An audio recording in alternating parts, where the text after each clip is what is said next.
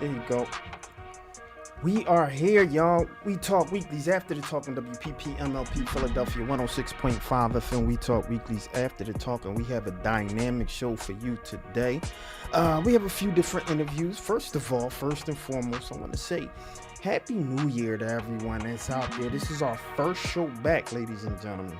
Yes, Happy New Year. Yes, Happy New Year. Lawrence Sizzle's definitely in the building. Classy Lady Sparkle's in the building. Lady S. Dot is in the building. And we're going to talk a little bit. Of course, we got some good news and bad news. We have the Sizzle. Sizzle is definitely in the building. We have some dynamic interviews, right? And normally what I don't do is stream on my own kind of page. But, I had a few people say, how come I don't know when the show comes on and everything. So I said, all right, this time for the New Year's show, I put on my page so everyone can kind of see. We gotta make sure that y'all page is linked to this platform also, so it goes live to your page when we ready also. But yes. Without further ado, I gotta ask you guys, how was your day? Sizzle, tell me, how was your day? I had a busy day. It should have been chill, but for all my ladies who know how it goes when you have to take those braids out. That was the first half of my day, taking out my braids, and then me, my mom, and my grandma, we have this thing where we go and get our mani-pedis together. So every time we go, everybody's like, "Oh, 3 generations, that's so cool." So we kind of did that, and then I'm here. So had a pretty good day. Fantastic. All right, Classy Lady, how was your day? Holla at me. It wasn't bad. I had my grandbaby stayed over last night, so it was snowing, right? And I was like, snowing, right? So I had to make her something good. When it's like that, you make that comfort food. I don't know if y'all remember this, but it's old school. It's like vegetable soup with hamburger in it. No. So it's like, y'all don't know. I know what you're talking about. Yeah, so I made that. I don't eat the hamburger meat, so I make turkey meat. And then you add like carrots, peas, string beans, a little heat in there, crushed peppers. And it was so good. And I made some banana nut bread. Oh, that's Oh my gosh, that was banging. Pause on the nuts though, but oh my god. I'm allergic to bananas though. Unless it's cooked. That's the crazy. So I can eat banana bread. But you can't eat a banana. I can't eat a plain banana for some reason. Yeah. Is this now? Have you always been like this, or is this like as you got older? I want to say when I was about maybe 20, 21. That's crazy how the body changes. Because I used to eat a full round of bananas. Pause, right? We used to eat a full round of bananas, back to back, because I used to like them so much, right? But then, that happened to my son. Yeah, one day I was too many. Maybe that's tomatoes too. I used to eat tomatoes like apples. Ain't too many. The really small ones, the cherry tomato. I used to eat a bag of cherry tomatoes until one day I came out looking like Hitch. That was crazy. My son did that with strawberries. Oh, wow. I did that with scallops. I loved them so much. And then for like 15 years, and then just recently I was like, let me try it again. And I was cool. Mm-hmm. But that's it's just gluttony. Don't eat gluttony wise. Mm-hmm. Don't eat too much, or whatever you like now. Don't eat too much, because then your body gonna be like, nope. Yeah. Yes. I don't know what that's about though. I really don't know what that's about. So those are the 2 things that I'm allergic to. So if you don't like me, you can feed me bananas and tomatoes. Hopefully you like me. But how was your day, sir? It was cool. It was busy as usual. It was a lot of things preparing for the show. So we got 2 dynamic interviews. If you're watching, thanks for tuning in. Make sure you stay tuned in. Make sure you keep it locked. This is We Talk Weeklies After the Talk on WPP MLP Philadelphia 106.5 FM. We Talk Weeklies After the Talk with your boy Charles Gregory and the beautiful Lawrence Sizzle. and the beautiful Classy Lady Sparkle. So you know what I'm excited for? What? The Sizzle is going like. Come on, usually man. it's Spargus. What you excited for, Sid? It's New Year's. How come we ain't even identify I did. So all right. So I'll say it again for those who just tuning in. So shout out to all those who's tuning in on my page. We gotta make sure y'all got y'all stuff tuned in. So Happy New Year to everyone who has tuned in today. This is our first show back. We talk weekly, 106.5 FM. We talk weeklies after the talk with your boy Charles Gregory and the beautiful Lawrence. And so we're and beautiful. Classy Lady Sparkle. And we're just excited for you guys to be tuned in and keeping it locked with us today. So if you got any questions, we got a couple dynamic interviews. If you got any questions for them, let us know. Tune in the chat. Let us know. We'll make sure that we answer it. If you got good news and bad news, you got any questions about that, you want to jump in, let us know. In addition to the sizzle. So since I was talking about good news and bad news, you ready for me? I'm ready. All right. Give it to me early. All right, so speaking of New Year's, early New Year's Day, I hope I don't butcher this. Shamsuddin Jabbar, he's a 42 American Texas resident. He drove a rented electric Ford pickup truck into a crowd on Bourbon Street in New Orleans, and killed 14 people. He injured more than 30 people before dying in a shootout with police. So the FBI identified the attack as an act of terrorism, noting an ISIS flag on his truck on the rear bumper, and he had videos posted before the attack expressing his intent to kill. So Jabbar bypassed barricades, driving into the sidewalk to strike people. I don't know if y'all saw that video. Yeah, that was one girl wild. with the red hair, literally by the Just just I couldn't understand Angels why was she was watching over running her. in the street though. That was but she got up. Angels was watching over her. Yeah, for sure. He exited the truck and opened fire on responding officers before being fatally shot.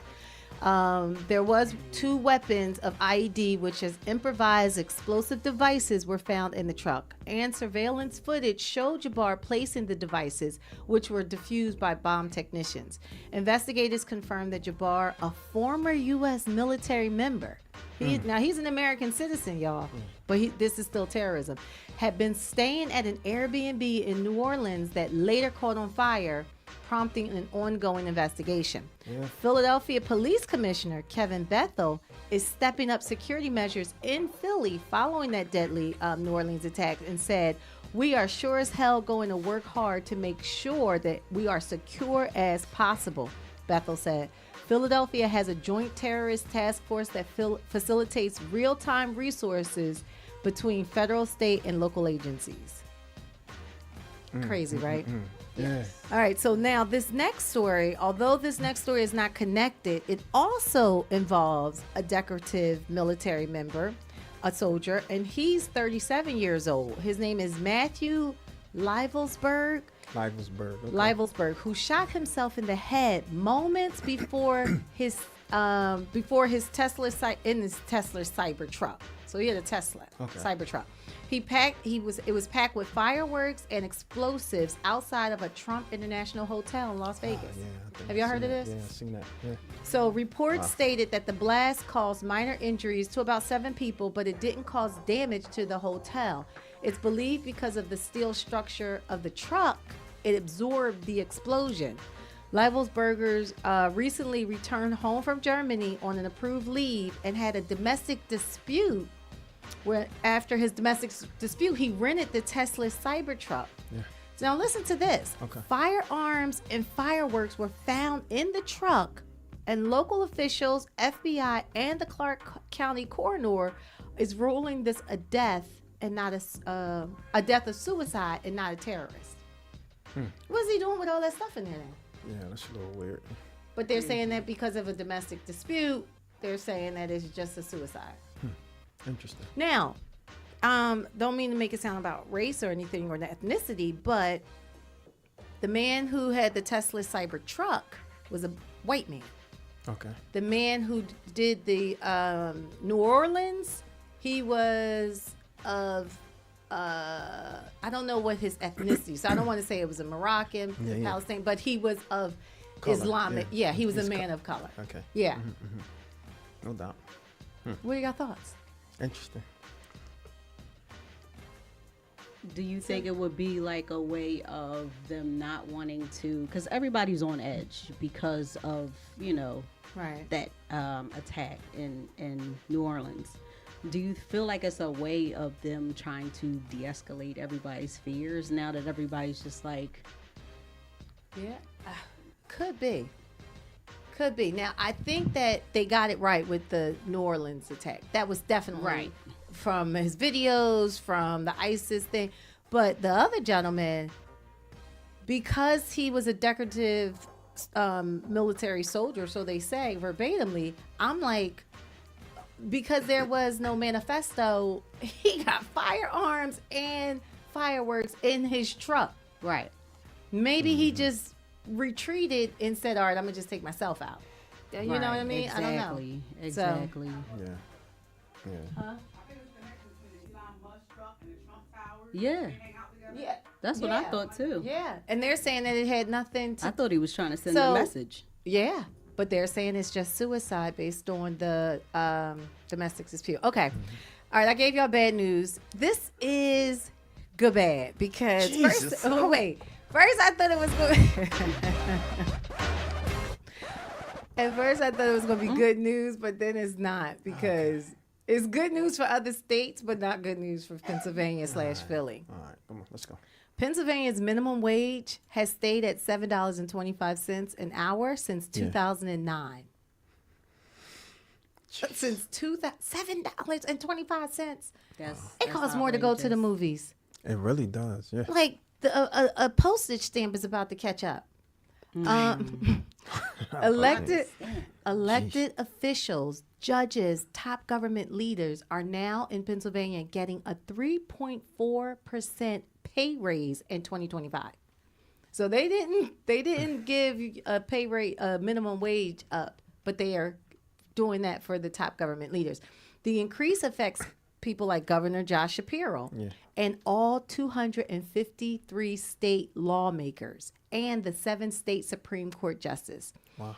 At the same time, 21 states and 48 cities have raised their minimum wages as of January 1st, 2024, helping 9.2 million workers earn $5.7 billion more, according to the Economic Policy Institution, EPI. Leading states like California is at $16.50. Washington and Connecticut now have wages over $16 an hour. Now, women, Black people, and Hispanic workers benefit the most from these changes, with women making up 60% of those getting raises. But even with these increases, many wages still don't keep up with the cost of living, and the federal minimum wage has been stuck at $7.25 for 15 years. That's nuts. Leaving more full-time workers near poverty. So with continued rise in housing, food costs, all of the other necessities, those were big issues in 2024 election, which helped President-elect Donald Trump secure re-election despite the claims of a stronger economy. But I really think this is on the state and local level. Like, why is Pennsylvania? But then we're also the poorest city, one of the poorest cities too, right? Yeah. That's just crazy. That is ridiculous. $7.25. Yeah, that's sad. And I want to know, because I think it's great when we sit here and talk civics, right? And when we talk about, just amplifying what can appear to be injustices, right? If you're at this point today, 2025, still paying a minimum wage of $7.25, that's a problem. And so that's when we say to the lawmakers, we say to city council, state reps, how do we change this? Who do we point the fingers at, right? And if anyone out there knows who we should talk to about that or where the conversation should start at, that's the conversation we need to have. $7.25 is just not enough at all. Just like you said, you can't. I went to Wendy's, and the meal's more than $7.25. A combo. Yes. And it's twofold. And that was the cheap combo. So it's twofold too, because if you think about the people who are making that minimum wage and then going to get assistance, if they go over a certain criteria of how much they make, they won't be able to get benefits. That's right. So now we have to ask the question, then what's the poverty rate? What is the poverty rate? And I believe it's like 25,000 or something. But like it's that. per person too. It's Yes, like per if you person, have right. like a one household, one right. person household. But then when you have kids, it goes up. But still, right, because you're spending more. But that's not even including rent, gas, Oh, it's so much. That's It's so that's much. my point. And even if you think about waiters and waitresses, right? They have it where what do they get paid? $3 an hour, If and that, say that they get like I forget how that law was made. yeah. That they now get tips, and then you still gotta pay the bus boy, the cook. Like you gotta you gotta have that up. Yeah. So that's like less than $7 an That's hour. right. That's right. So I'm just like, where the economy knows that there has to still be a tier to everything for you got the worker bees, you got the, executives, and, if I guess I would say it like this. If you have the associates, the bachelors, and the masters. That's right. You know what I mean? Like in those tiers, they got to keep the bottom person down, and then that's it. Like they not trying to change it. No, I agree. Yeah. So Yeah, that interesting. was your good news and your bad news from your girl, Classy Lady Sparkle. And that was your good news and bad news from Classy Lady Sparkle. I'm your boy Charles Gregg with the beautiful Lauren and the Sizzle. beautiful. Classy Lady Sparkle. And this is the thing. If you're watching this and you know how a lot of these laws can be passed to adjust certain things, something similar, simple as minimum wage, $7.25. That's deplorable for you to be in a place like Philadelphia and you're only getting $7.25 an hour. That's crazy. We should be ashamed of ourselves. And we're talking about cleaner, greener, and safer. We need to be a little bit more supportive when it comes to financial freedom and what we're working towards, right? That will make people be a little bit more safer, a bit more cleaner, and a bit more greener if we had the financial kind of means to do certain things. So I'm gonna leave it at that. So let us know what you think. Don't go anywhere. When we come back, man, we got a dynamic interview I'm super excited for. But I'm gonna play this clip. I'm super excited about these young reporters, man. People who we've been working with. They're coming up. They're our fellows of We Talk Weekly, and they've been doing some dynamic reporting. So I think I'm gonna jump into Willow. We'll be right back after this, y'all. Hi, I'm Willow Jordan with U Civic News, and I'm here with my grandfather. Willie Jordan. And G-Pop, what brings you out tonight? Well, I'm here to discuss the importance of the election that's coming up, and important of responsibility that we have to do is get out to vote. What is your role? I wear many hats, but one is a community activist, and that means to keep people aware and make them informed on the issues of the day so they can come out and make a good choice on voting for the right candidates. What are some of the issues you see? Housing, education, transportation. There's a lot of things. Anything that we do in our lives has to do with elections, politicians, elected officials making those decisions. The amount of time that you stay in school and the amount of days you stay in school is based on what some elected official came up with. How important is it to vote? It is very important. It's not just important, it's responsible. Voting is not a selfish activity. It's a selfless. You vote to help others. So as you help others, people help you, and it'll be a better world, a better city, a better country to live in. Where do some of your beliefs come from? Well, my belief is based on, I would first come from my home training. My parents told me the importance of civic responsibility, caring, loving, sharing, being involved, being responsible on your actions. Is there any positive knowledge you would give to the people who don't vote? I would tell them if they can't come up with a reason why they should vote for themselves, come up with a reason why they should vote for someone else, for their parents, for their children, for more street lights, how they want a better community. Do it for someone else. I'm Willow Jordan reporting from U Civic News, and I'm here with my grandfather, Willie Jordan. Thank you. You're welcome. Love that clip. We Talk Weeklies After the Talk on WPPMLP Philadelphia 106.5 FM. We Talk Weeklies After the Talk with your boy Charles Gregory and the beautiful Lauren and Sizzle. the beautiful Classy Lady and the Sparkle. beautiful Lady Has Daughters in the building. Just say it. Yeah. She's in the building. She said she's in the building. And so it's important, remember, these youth are our future. So we got to train them right. We gotta train them right. Start to give them information. Talk a little bit about media literacy. Make sure they're getting the correct information, true information, how to research what's real, what's not, what's misinformation, what's fake news, what's kofifi. We have to make sure that we do all of that. And if we know those things, then we have to pass the baton sometime. We don't have to hold things so tight. These youth are doing it real big. But I want to give a shout out to my guy, Shar out there. Fantastic designer. He has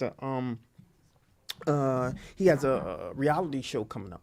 So kudos to that gentleman. He's been doing work hard. I'm very proud of that guy. And Leslie Logan said, great that we're back. We're back here, 2025. This is our first show back, so I'm super excited about that. So, without further ado, Steve, yo, what's up, cuz? It's family in the building. What's up, fam? Steven in the building. Let me bring him up. What's up, my brother in the building. And so, what I want to do right now is bring up someone with whom I have a tremendous amount of respect for. And without further ado, Sizzle, who do we have today? So we have the phenomenal Mr. Lee Owens. He is a Philadelphia native, a human rights advocate focused on criminal justice reform and civic engagement. He serves as vice chair of the Legislative Black Caucus Foundation Board, chair of the Philadelphia NAACP's Prison Support Committee, and founded Penn Franchise to promote voting in jails. So Lee has held leadership roles in SEIU, PA State Council, and the Philadelphia District Attorney's Office. So let's give a warm We Talk Weekly welcome to Mr. Lee Owens. How are you, my brother? How are you? I'm great, bro. I'm great. Thank you. Let me make sure I can get you. Let me get your audio up. How's that? There we go. You sound fantastic. Wonderful. How are you, my friend? How are I'm you? doing well. Blessed. Happy New Year to you. Thank you, bro. You as well. Thank you. Was it any... I hate the cliche of saying that you have any resolutions, right? But did you have anything you said, you know what, I'm going to make sure that I do in 2025? It's funny because I do try and stay away from formal resolutions. Absolutely. But I do have things like internally me and myself have discussed to say in 2025 we're gonna do better with. Absolutely. So some of those things are working out more, being more intentional about what I eat. I'm one of those Instagram researchers. No doubt. So I'm learning how much we're being poisoned in Yeah. pretty much 100%. everything we eat. 100%. So I'm just trying to be more diligent about what I put into my temple. Yeah. And that goes across the board, even as it relates to alcohol, to be honest. absolutely. And like, all types of things, and just staying away from the things that I know, whether it's fast food or Yeah. Cheez-Its, Yeah. right? Jeez, You that's know. that's the kid special right there. No doubt, yeah. But everything causes cancer. Yeah. Everything. That's wild. Funny to that point, right? To that point, I just read something that said a lot of the food that we eat and the liquids that we consume, they're not even in the different countries. Like the Cokes is No, even they're different. banned. Yes. They're banned. so why is it okay here in the West, but not okay, say, for example, in Europe or Canada or something? Capitalism. Yeah. Capitalism is God in this country, and capitalism, and we don't practice capitalism in its purest form here. Right. The kind of capitalism that America practices and has practiced is, get rich, no limits to how much you can earn, but it always has to be at the expense of everyday people. It always has to be at the expense of poor people and working class people. Right. And that's also, you'll find that it's it manifests itself very differently from city to city, from state to state, but also it manifests itself in a lot of the same ways, right? You guys were talking earlier about the minimum wage. Well, that's part of the work that I've been doing over the last maybe 7-8 years, fantastic. is trying to move the needle on Pennsylvania raising the minimum wage. Every other border state has a higher minimum wage. And like my sister said, they have not raised the minimum wage since when was it? 2009? Yeah. Right? And so Ohio, New York, Maryland, Delaware, they all have higher minimum wages than we do. Wow. And so when you think about Pennsylvania and say our biggest city, which is going to be Philly, and gun violence. You think about the increase post-pandemic. I mean, it has leveled out now, and I'm grateful for that. But at its core, at its peak, a lot of the reason for that was the pandemic, but it was the issues that the pandemic exacerbated and really highlighted. So the things were already happening, but because everything shut down and it was like people couldn't make money, everything kind of just went to crap. And we're seeing the results of decades and decades and decades of neglect. And what the pandemic did was it put a spotlight on that. It put a spotlight on the fact that African American people, poor people, working class people it's been an uphill battle to get anything done for this population for decades. Educational opportunities, Philly in particular closing schools left and right over the last 20 years. Well, who do you think the trigger men are now in the cities, in the hood? It's the cats that you closed their schools 15 years ago, and we put fentanyl on the streets, right? So, and then the pandemic, everything got shut down. So, what do we actually expect to happen? Jeez. Yeah, you unpacked a lot of things. I mean, you pulled out your briefcase, and we're going to go through a lot of that because I want to pull back the layers, but I do want to back up on something because we were talking about a minimum wage, right? One of the things we do here on We Talk Weekly, we don't just point fingers, right? Because we're very hard on, the leadership to make sure that they do what they're supposed to do, especially as we, reinforce civic engagement, how we stay engaged in this process, right? So as we talk about raising the minimum wage, who do we actually talk to for that? Who would we put the pressure on? You have been doing some advocacy work based around that, right? And so I would like to know, for people to know, so they can, push the needle a little bit. Who do we, point the finger and push and you got to do X, Y, Z. Who do we talk to? We have to start with the state legislature, and the Pennsylvania state legislature, and we have to talk to the governor's office. The political will has to be there, right? Pardon me. There was a time, so I was with SEIU in 2019. SEIU? I want to say. Yes, sir. Service Employees International Union, the third largest union in the country, and arguably what folks might consider the progressives of the labor movement, of organized labor. Because they're going to be the SEIU, in my opinion, they're going to be the ones that are always on the right side of the progressive debate. There are a lot of other unions that do great progressive work, but I would say SEIU, Pennsylvania in particular, will take some hard votes, and they'll push the button when the establishment and the status quo says, let's go right. SEIU says, no, our members want us to go left, and going left is what's best for working families and people. So we got to talk to the governor's office. We need a good bill. I think in terms of the political will to do it, it's going to take public pressure. It's going to take accountability. There was a bill in 2019. Like I said, we were doing a lot of work around that. We were doing rallies. We were doing press conferences. We were doing things like, we were talking about even doing I don't know if you guys remember, maybe 15 years ago, we had the state reps trying to do an example of what it would be like to live off food stamps. So they all lived off food stamps for a month so they could see how hard it is. We were talking about doing something similar for folks that, let's show them what it's like to live off minimum wage, right? Yeah, okay, we'll see. But we're just trying to be creative, right? Sure. So that they can. Well, see, a lot of it really is about, I'm a lobbyist by trade, right? So I have to talk to a lot of legislators, and I always joke and say I get a little bit more anxious when I have to go speak to Republicans in the suburbs than I do when I'm talking to Democrats in the city, and it's because that conversation is different. That conversation takes me out of my comfort zone a little bit. I'm a West Philly kid. Shout out to West Philly. Hold on, give you a round of applause for that. Shout out to all my West Philly folk, who's watching. I love it. Born and raised. So, I've had a Republican legislator, and look, I'm a bipartisan guy.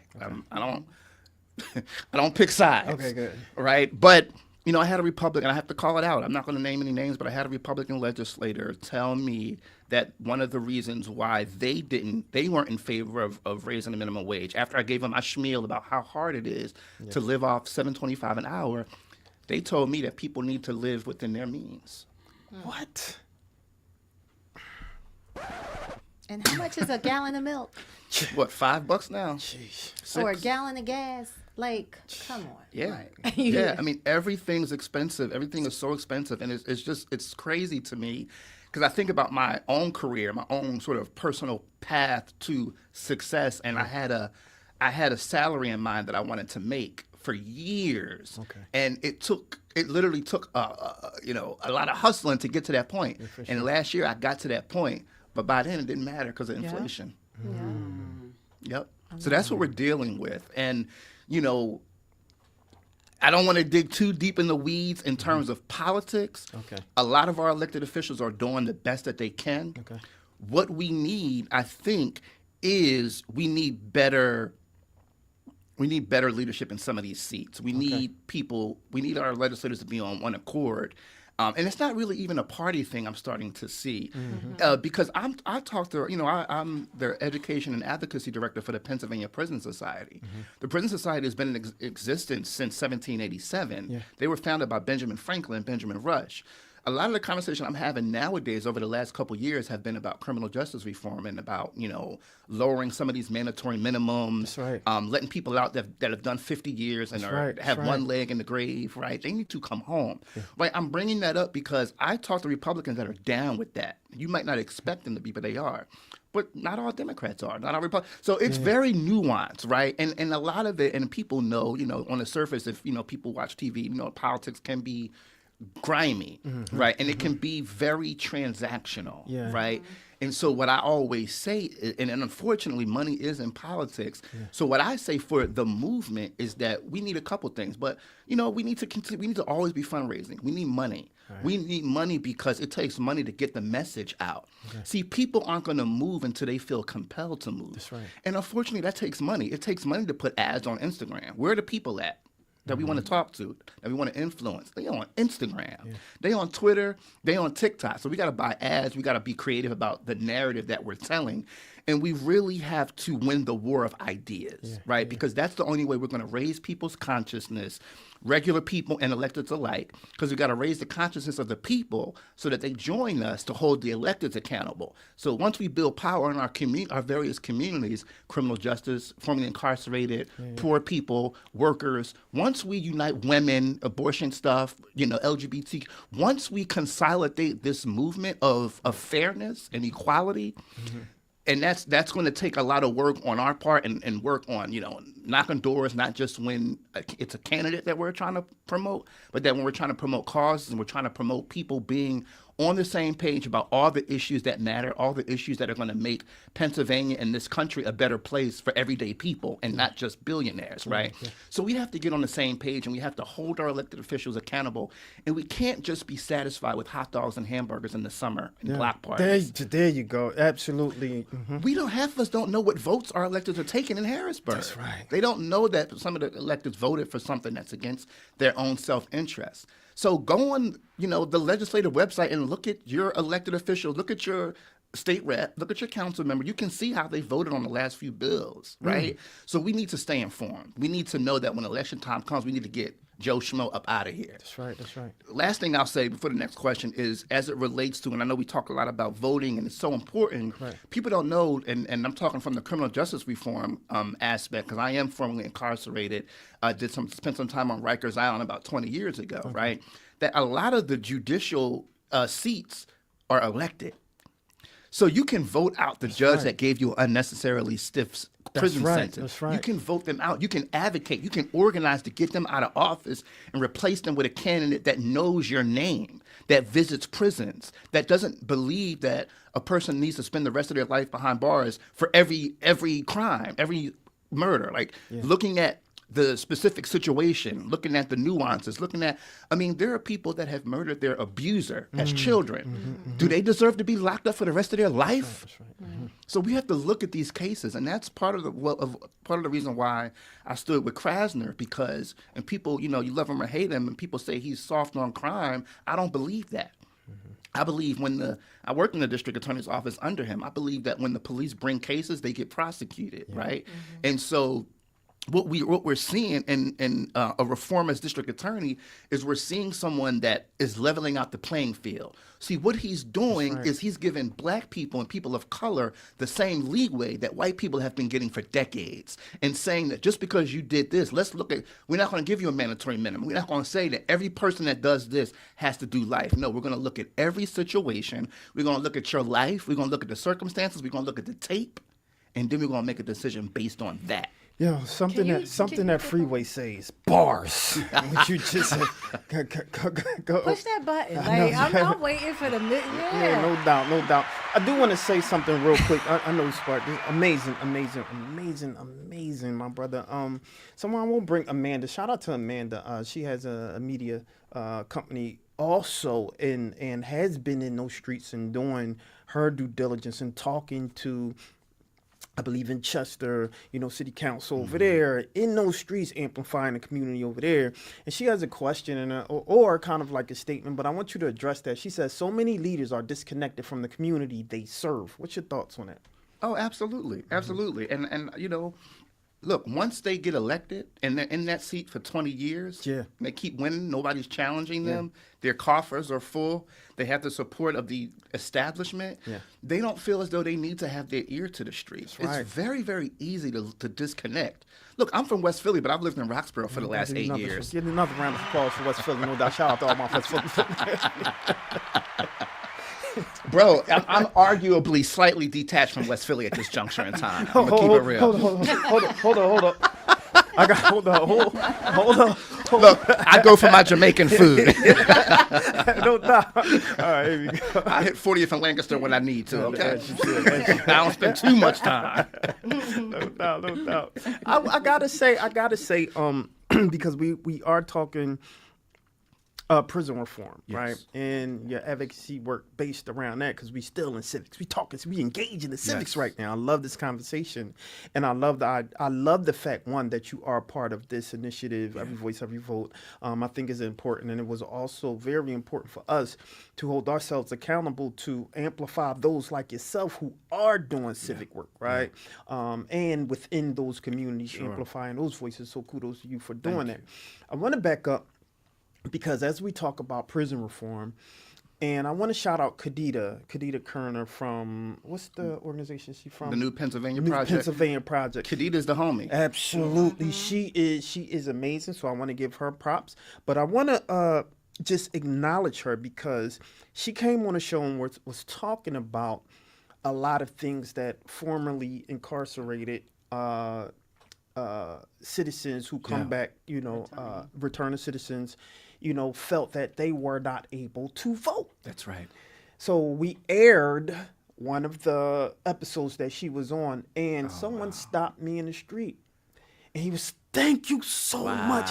Yo, I couldn't, he had a heavy accent, but he was just thanking us for amplifying that information that he didn't know. He said he did not know that he was able to vote. And it was because of that episode by Khadida that he understood that though he was formerly incarcerated, now he was able to vote. He's home. Now. Absolutely. Thank so you I'm for talk doing about that. Absolutely. I appreciate that. Yeah. Because that's a big part of the fight, right? Yeah. Like, so I started Penn Franchise in 2022, pardon me, end of 2021. And basically the reason for Penn Franchise was because in 2020, out of roughly 30,000 people that are incarcerated in county jails throughout Pennsylvania, eligible voters in county jails, 30,000, between 25 and 30,000. Y'all want to know how many people requested a mail-in ballot in 2020? I'll give you a guess. You want to guess? Yeah. Anybody want to guess? 1, 5. Okay. All right. Y'all. I appreciate the pessimism. 52. Wow. 52 out of 30,000. Wow. And the reason for that is because, like you said, they don't know. And you're talking about people that are home, right? That may have had felony convictions, such as myself. But once you're home, it doesn't matter what conviction you have. You can vote.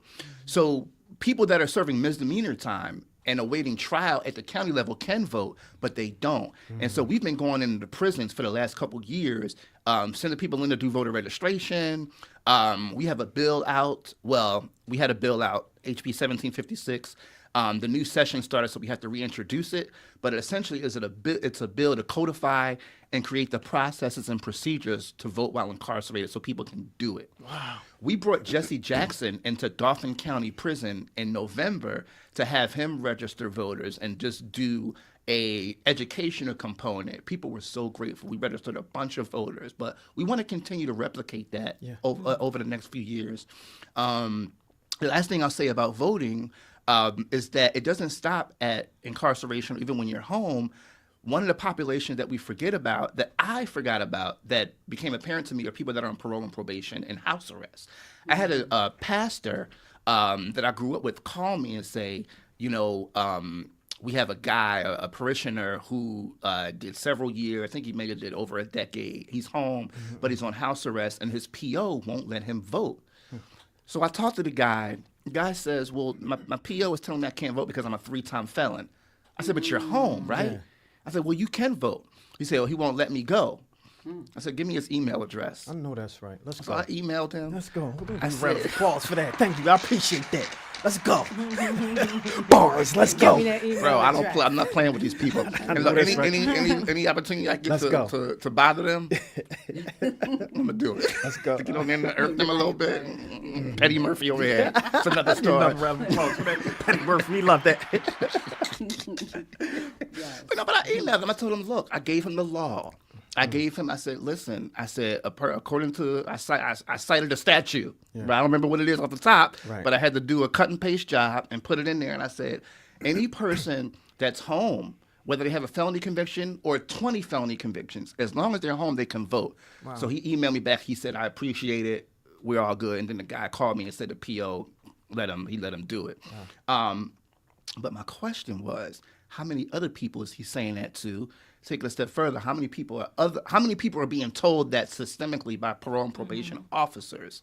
So the next iteration in this fight is to look at parole and probation and what they're being told when it comes to voting time. People on house arrest, are they being allowed to walk up and cast a ballot? Do they know that they can vote by mail now because of Act 77 or Act 111? I don't know. So the people know that they can do it by mail and now. And the POs might not know. They don't. Yeah, they totally don't. Yeah. No, they don't know because they're not informed. Like a lot of law enforcement, parole and probation officers, even COs, corrections officers, jail administrators, wardens, I have to tell them what the deal is. Yeah. A lot of times they just don't know. So, it would behoove us to know our rights. And that's why I'll cite the Black Panther Party. When I was a teenager, I idolized the Black Panther Party. But what I idolized most about them was not the fact that they were carrying guns. I idolized the fact that they memorized the Constitution. I want to, speaking of not being told, shout out to Amanda again. She said, not being told. Remember that context? Right. I know of a person who was notified the day after the election that he was able to vote. Terrible.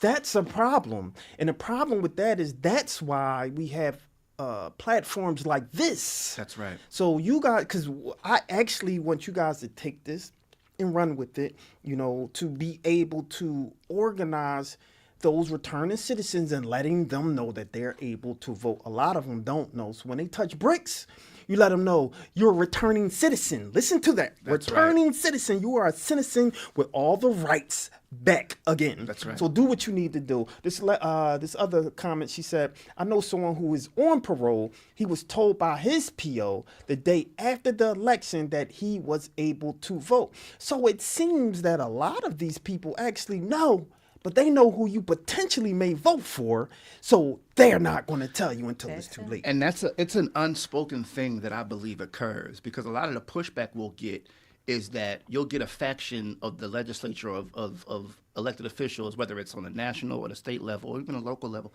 that believe that any person that's incarcerated, formerly incarcerated, are going to automatically vote Democrat. And it's just not true. It's just not true. Wow. So we're trying to push through those false narratives. And that's, bro, let me tell you something. That's 50% of the work, is informing people of what actually is true versus what they have heard or what they think. And so as a lobbyist, as an advocate, the big part of my job is talking to people, building relationships, and getting people to see things from a perspective outside of their own. Right. And I have to do that with Democrats, Republicans, independents, progressives, Tea Partiers alike. right? And so I have to switch that narrative up depending on who I'm talking to, even if I'm trying to get them to do the same thing. So if I'm talking about conditions inside Pennsylvania prison facilities, right, correctional facilities, and saying that, the water's contaminated, or, there was murders, or the elderly inmates are getting beat by the younger ones. If I'm saying that to somebody that thinks that a person that's incarcerated does not deserve dignity, safety, and health because they're incarcerated and they shouldn't have done the crime and they couldn't do the time, then I might not approach it from the humanistic perspective. I might have to go to them and say, you understand that these people are coming home, right? And you care about public safety, right? So what are we doing for to this population, not for, but to this population to prepare them to come home?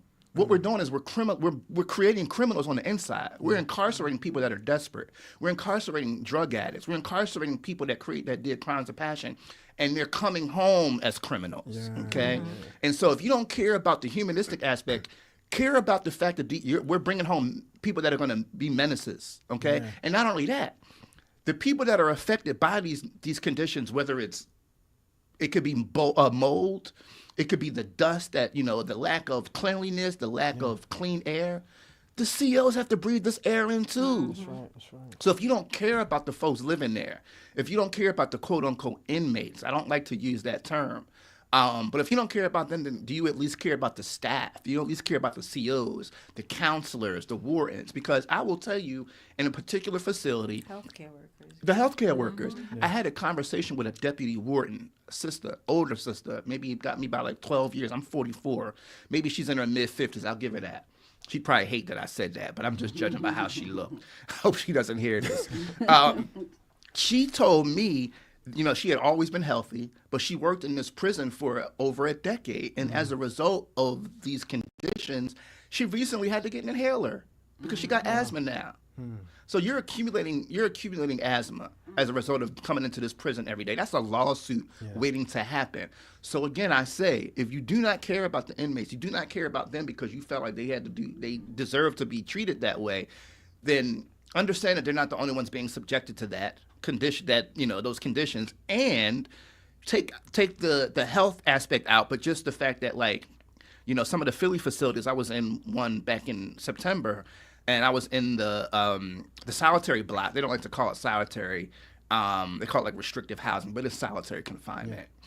Call it for what it is. I'm calling it out. Be honest. Yep. Okay. They had not gotten out of their cells to even take a shower in over a week. They're supposed to get out of their cells every day for at least 2 hours. Right. When we got onto that block, they went berserk. I mean, they were yelling and cussing and banging, and they were losing their minds. I saw the deterioration, the brain rot. I saw it. I felt it.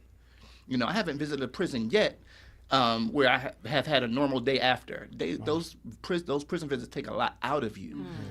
Particularly as a formerly incarcerated person, you kind of, and I'll say when I was on Rikers over 22 years ago, I will say Rikers Island has a terrible reputation, but the conditions I see inside Pennsylvania facilities, there are certain counties in particular that I would call out, like Dauphin and in Philly in some ways.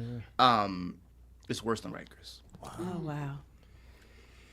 And statistically, there's more violence and more deaths in our facilities than Rikers. I mean, that's on the books. So. Again, Rikers Island has the reputation, but we have to look at our facilities and say something needs to be done because these are human rights violations. We're going to look back 30, 50, even what we did in Kensington by, arresting all those people, all those drug addicts and putting them in jail. One of them died. I'm surprised there haven't been more. It's a blessing that there haven't been more, right? But we don't have the infrastructure to take, and I get it. Look, I live in Roxborough, so I can't talk about I live in the woods. So people living on Kensington Avenue, I know those people, you had to want them off the street. I get it. But my point is that what we going to do with them? Right. So, shout out to Roz, who's doing the work down there up in Kensington. One of my homies. Yeah, I mean, when you talk about her doing the work, and I think when I talk or think leadership, I'm very critical in that. Don't just create policy unless you talk to the people who's actually doing the work. And so what you're doing, you're disrupting the energy, the synergy that's already down Yep. there of the people who's actually fixing some of the Because you're issues out of because touch. you're exactly. They had it. Yes, I'm not going to absolutely. say they had it under control, but they see what they need, like Rise and all them, all those folks that's doing that. They needed support. Yeah, that's They right. needed financing. That's right. They needed more bodies, right? They know what the deal is. Yeah. But instead of that, you get people that come in and say, "All right, we're going to do it this way." Yeah. So you're out of touch. That's right. Why do you want? It's an ego. A lot of it is an ego thing. right. A lot of it's ego. And see, well, if we can get, and this is why I feel like I've gotten to the point that I've gotten to and had some semblance of success because I always take my ego out of it. Okay. I always play the back role. If it's what's going to get things done. Now, if people need me to come up front, then I'll do that too. But what you'll find a lot of times in this work, in advocacy work, in politics, is that everybody wants to be at the mic. Everybody wants to be seen. See, it took me 16, 17 years to get to the point where I'm doing interviews like this, right? Like, it does not happen overnight. You got people that are out of touch, that some of them came out of nowhere, some of them didn't, but they want to be seen, right? And so those egos are part of what's slowing down the progress of the quote-unquote movement. I got 2 questions for you, and you don't have to turn around because I know that the camera. But one, when you talked about the inmates and how the deplorable conditions they're living in, there's so many. What was the thing that happened in Philly? I did a story on it. They were doing skin tests on inmates and using them as like guinea pigs. They've never loved people that are incarcerated. No, So not at all. They've done the syphilis test on them and everything like Yeah, that. That was Manhattan just Project, was it? yeah. Yep. That's what it was. Yeah. So that was the one point. But the second thing I wanted to talk about was what about exonerated, especially within Pennsylvania, exonerees, people who have been exonerated. That means that what the crime that they were charged for and that they were incarcerated for, they found, which I guess is Project Hope, one of the projects that do it, that or the Innocent Project, yes, yep. that they found that this person didn't commit didn't do this the crime. Now, other states, except not Pennsylvania, but other states, if you get exonerated, you get money. Get a check. You get $1 million or more. But here in Pennsylvania, You have to sue. you have to sue. You have And to hire an attorney. to tell us sue. more about what do you know about that? Yeah, listen. So one of the things that I worked on when I was in the district attorney's office as the director of community engagement was working directly with the community, but working with the conviction integrity unit, right? So I would get a lot of community members who had family members that were incarcerated and they believed that their loved one was innocent. Walking them through the process of filing for an exoneration, right? So walking them through that process, having weekly, monthly, whatever meetings with the conviction integrity unit. Shout out to Patricia Cummings. He's no longer at the DA's office, but I will say, I remember a case in particular, Eric Riddick, who's now home, who I was going up to talk to Patricia every week about Eric, okay? There were people in the DA's office that thought he was guilty, okay? But when I talked to his family, when I met him in person, when I visited Phoenix, or was it Chester? One of them. I knew he was innocent. And there was so much evidence to prove it. I got in trouble at the DA's office because I posted a picture with him and his wife with a free Eric caption. I was like, oh, I shouldn't have did that. See, I'm an advocate, so I didn't belong. I didn't belong in the government office. And there's other like United for Strife, founder that's Valentina one. Howell. It's just crazy. Why is it that Pennsylvania is a state that will not allow you to get a check for exonerees, but you have to sue? You have to sue. There are a lot of laws in place that don't make sense. And we joke in the political / advocacy community and we say because it's a commonwealth. But ask me exactly what that means and I could not tell you. But I will say Virginia is similar.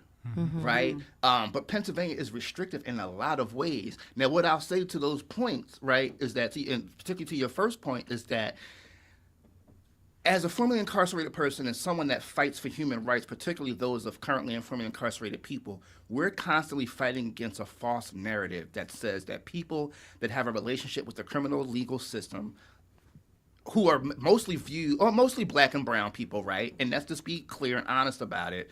And there's a reason for that. It's not that we're bad people inherently, because we're not. We're just like everybody else. But we're over-policed, right? But we're over-policed, and we're literally put, as black and brown people, we're put in positions to commit crimes. We're fighting poverty. We're fighting violence in our communities as a result of mental health and systemic institutional racism and the legacy of slavery and Jim Crow racism, right? Yeah. That stuff don't just go away. Yeah. You see? And so, in decades of neglect, as we were talking earlier about the pandemic and the gun violence, right? So, when you consider that that mass incarceration, these things are a civil rights issue because black and brown people are being affected the most, right? It's not hard to believe and understand that it is a new iteration of slavery and Jim Crow racism, right? And so to take it a step further, when you understand that, you have to believe that, you have to understand that we're fighting against a constant narrative that says incarcerated people, anybody that has a relationship with the criminal legal system, does not deserve dignity, health, and safety. That's right. Now, do you think that if it was mostly white people getting incarcerated, that would be the mentality? Talk about it. Talk about it. I'm summoning my Umar. No snow bunnies over here. Wow. But my brother, I think, I mean, you touched on so many things, and ladies and gentlemen, if you're watching this, if you have someone that you know is formerly incarcerated, or you know someone who's actually serving, make sure you send them this. Make sure you give them the information. This is something. This is a specific episode that they really need to see because they matter. Oh, and absolutely. oftentimes when they come back, they have no clue of what to do. All this, especially if they did football numbers, right? And what I mean by that, if they did double numbers, if they 10, 15, 20 years, they're coming back to almost a completely different understanding of what even Philadelphia is, right? Social media, from AI to even how you engage in certain names that we call each other now, right? And so, or how we identify, because that's a big thing, right?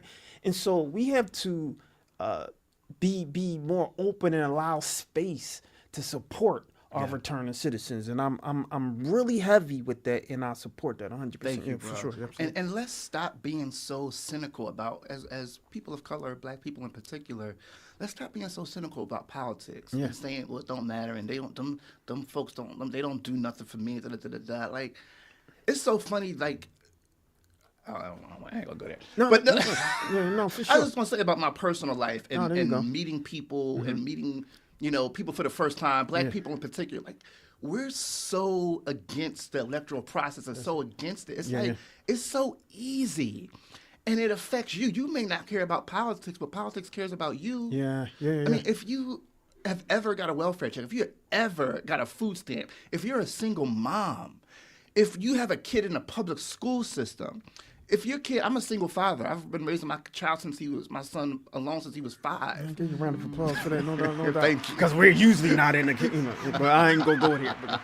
I had to, right? And so, my son, my worry has always been, because my son was in the public schools, I refused to send him to a private school or a charter school. Okay. Because I wanted to believe that I could have a good, successful child come out of this Philadelphia school district. And as an advocate, I never wanted to be a hypocrite, right? And so I'm fighting for all these things. I want funding to go into the public schools, not the charters. Or if you're going to have the charters, make it equal and make the process fair. Right, for people that are trying to get their children, and make the public schools just as good as the charter schools, right? And so I forgot why I was going there. But I mean, I think at the end of the day, like I said, we're constantly fighting against these false narratives, but we have to stop being so cynical about something that's so easy. Right. And it's kind of like the same mentality when you think about, I'm gonna be a little silly, but like, you ever had a person come up to you and say, "Oh yeah, I seen what you posted yesterday," but they didn't like it? Yeah. We be hoarding likes like it's dollars. Like, you seen the post, but you didn't like it. Yeah. And you liked the post because you told me you seen it and you agreed. Yeah. Well, you couldn't just hit that like, but you a hater. I'm sorry, but you a hater. I'm gonna use that as a soundbite. You are a hater. I'm sorry. You are a hater. I gotta use that. I love that. But I do want to say something, right? Because I'm not saying I do want to push back just a little bit when it comes to how some people feel, right? Because they already feel that they burnt with politics, right? Absolutely. Which puts them in a position of hands off. Yeah. You understand? They have they either been burnt or politics didn't come to the rescue like they thought they didn't politicize what they were supposed to for me to even understand better, or you didn't come to the rescue like you should have because I followed all of the measures that I needed as a citizen, right? Yeah. And so to that point, right? Absolutely. What do you say to that point? Yeah. Bro, you're absolutely right. And I'm glad you said that because that's what I hear, right? And so our elected officials over the last few decades have done us dirty. Yes. They have not been great to us. But, you know, my ED, my boss, and I joke about this. She calls me a Harrisburg insider, right? I'm like, okay, I'll take it. But as a Harrisburg insider, what I will say is that many of the elected officials that we think are terrible are really doing their best in a lot of ways, but are being stifled by the political game. They may want to do this. They may want to do that.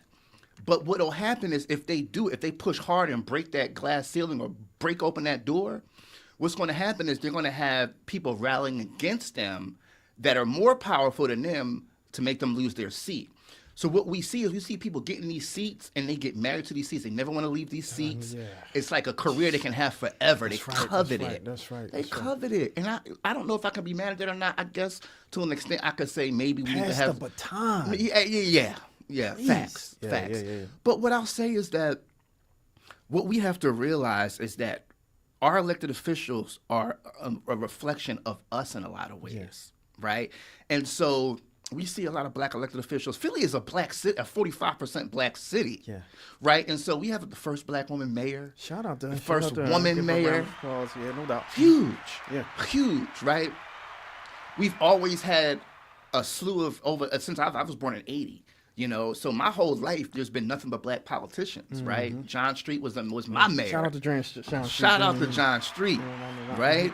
You know, Michael Nutter. Shout out to Mike. Right? I'm gonna pause on that one, but go ahead. Michael Nutter was the only elected official I've ever seen. Every time I seen him in public, he got booed. Every time. I've never seen anything like it. Mayor Good. No. I know the mood. John Street. I mean, I'm sorry. Mayor Nutter. But Wilson Good, was he one too because of the move situation? But you see, all these black elected officials, right? And we're still dealing with some of the same issues we've been dealing with since the 60s, right?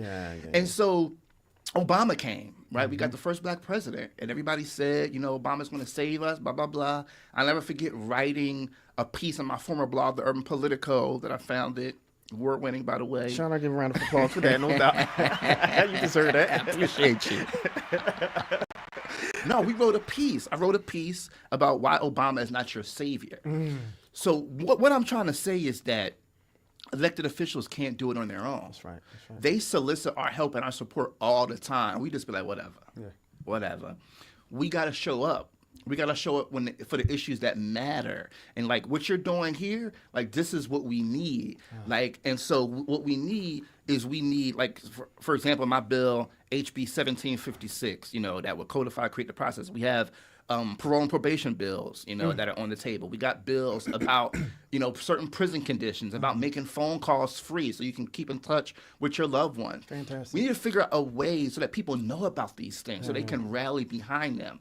When we have events, they can call their legislators and say, I need you to vote for this. When it comes down to those votes, well, first of all, I'll take it a step back. Getting anything, the way it works is that once you introduce a bill, it goes into a committee. Right. It stays in the committee until that committee chair brings it out for a vote and onto the House floor from the committee. You know how hard it is to get anything to the House floor? Yeah. It's so difficult. So I think what we need is more eyes on our elected officials. And when we put more eyes on our elected officials and really get an opportunity to see the entire landscape, we'll see, getting anything done in Harrisburg is very, very difficult. Getting things done in city council might be a little easier, right? And so we have to look at both those chambers. So we got to say, what do I want to see? How can my community be better? I guarantee you there's a bill for that. And then when you find the bill, you got to rally behind it. You got to work with that elected official and say, look, you come into my neighborhood. My cousin owns a shrimp spot. Come here. I'll have some friends come over. You know what I mean? Yeah. Put a flyer out and let's have a town hall about it. You know what? I want to say this in front of all our listeners today. I want to support that bill. I want to support that what you're doing. What's the number? So right now it's 1756. That's going to change. Okay. We're going to reintroduce it this year, probably between now and March, and we'll have a different bill number. Okay. So I'll make sure to follow up and send you that bill number once we get it. Yeah. But I believe you can still go on the legislative website and look up 1756. And if not, I can send you the bill language. Yeah, send me the bill language. Absolutely. And if you could, I'm gonna ask this favor. If you could do a write up for me. Yeah. Right. We're gonna post it on our site, and we're gonna make sure it stays there. Thank you, bro. So it's no question. Thank you. Because our return to citizens need. This is something that we need. Listen, I can put together a graphic or something Please for you do to that. have all the top Please do. bills we need done right now. We'll make it happen. Thank you, We'll bro. make it happen. I appreciate Oh, that. no, absolutely. That's something. I mean, I love my people. I love my people. But we gotta see what we have to. We gotta see how community and advocacy can work in tandem with the elected officials. Yeah, for sure. And once people see it, then I think there'll be less apathy around politics. But I think people are expecting instant change, and that's never going to happen. See, anything we've ever gotten, we've gotten because we fought and bled for it. We ain't just voting. See, people don't even want to vote, but we not just voting. Yeah. See that, and that's the thing. Is I believe it's the mentality that people feel burnt. That's right. And I wanted to touch on, but Tom already flew, right? But I wanted to touch on just a little bit about us voting in terms of elected the judges. Yes. Because that's something that I'm very disappointed in our leadership that they do not market that particular election. We never know. Listen, I'm a Politico. Bro, I go when it was time to vote for judges, I go in there half the time, half the judges, I don't know who they are. Yeah. And I had to do a lot of due diligence in order to figure out which judges to vote for because they barely campaign. They usually don't have websites. We don't know what their bio is. That's right. They don't have a voting record, so we don't know really what they stand for. That needs to change. That's right. And so the next judicial election, what we need to do is we need to do some kind of debate or town hall. That's right. Bring all the candidates together into a room, live stream it, broadcast that joint. I'll facilitate it if you want, organize it, however you want, whatever role you want Leo wants to play. There you go. I'll follow up and bring them, make sure they come, and so they can tell their story, so we know who they are and why they deserve our vote. And this is something that I will make sure as we're doing live, we will stream it live free to the public as a service. Amazing. We will make sure that our platform, we give that space. We'll come out, we'll stream it, set up cameras and everything. That's amazing. If someone can put it together, we'll handle it. Oh, yeah. Yeah, for sure. We got Absolutely. you. Yeah. No, shout right. out to you, my brother. Shout out to you, my brother. You're giving me homework now. Yeah. So real quick before I let you go, because we already passed the time. I mean, one thing we say is once you come to the show, you're a friend to the show, so you always would. So you're gonna have to come back because we got more to talk about. We got more to talk about, right? But I do want you to, just as something that I can also give to as a sound piece for every voice, every vote. What is, when we think of civics, when you think of civics, what do you think? That's a great question. Civics, I think, is community. I want to almost say that those words are almost synonymous, right? When I think about civics, I think about community. I think about education. I think about our people coming together and learning and helping each other. I think about the movement. I think about us. I think about Ujamaa, cooperative economics, right? I think about, transactions, right, between a barber and a gardener, right? I think about really raising the consciousness of our people on a collective basis. I think about community policing. I think about restorative justice. I don't know if you know about restorative justice, but restorative justice is like if you commit a crime, instead of going to jail, you face the community that you created that crime to, and you talk directly to them. and they judge, and you have a sort of a dialogue, and you stand before them and you present yourself in sort of a tribal way and say, look, I'm sorry. This is what, and they talk back to you. They tell you, this is what your crime, this is how it affected the community, this is how it affected the families, right? And so there's a dialogue there so that the criminal also understands the victim and the victim understands the criminal. And the reality is in our communities, we're criminals and victims most of the time. Yes. So I hope I didn't go too far off without answering the question. No, I love it. But yeah, I think about restorative justice. I think about us, and when I say us, I mean not just black people, right? But people, our communities, because our communities are mostly diverse, usually, give or take, right? But I'm saying community to say that, right, we really do need each other. There isn't anything we've attained as black people politically, socially, advocacy-wise, without the help of other cultures and races. We all need each other.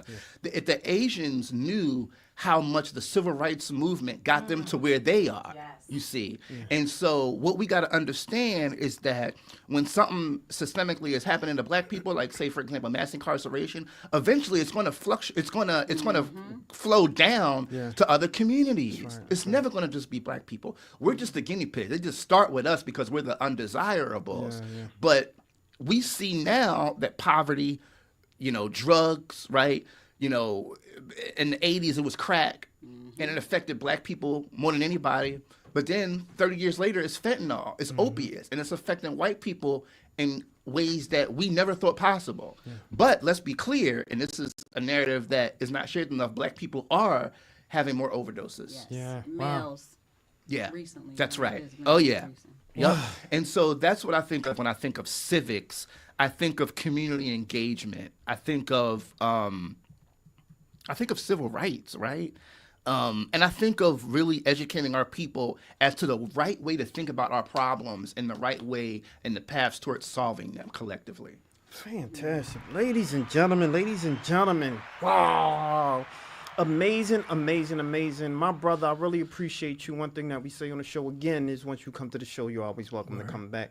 I think you, excuse me, you dropped some gems for people to rewatch this and benefit from in all type of ways. Amazing. I love how you answered the question about civics, because most people, when they think civics, the only thing they think of is voting. Yep.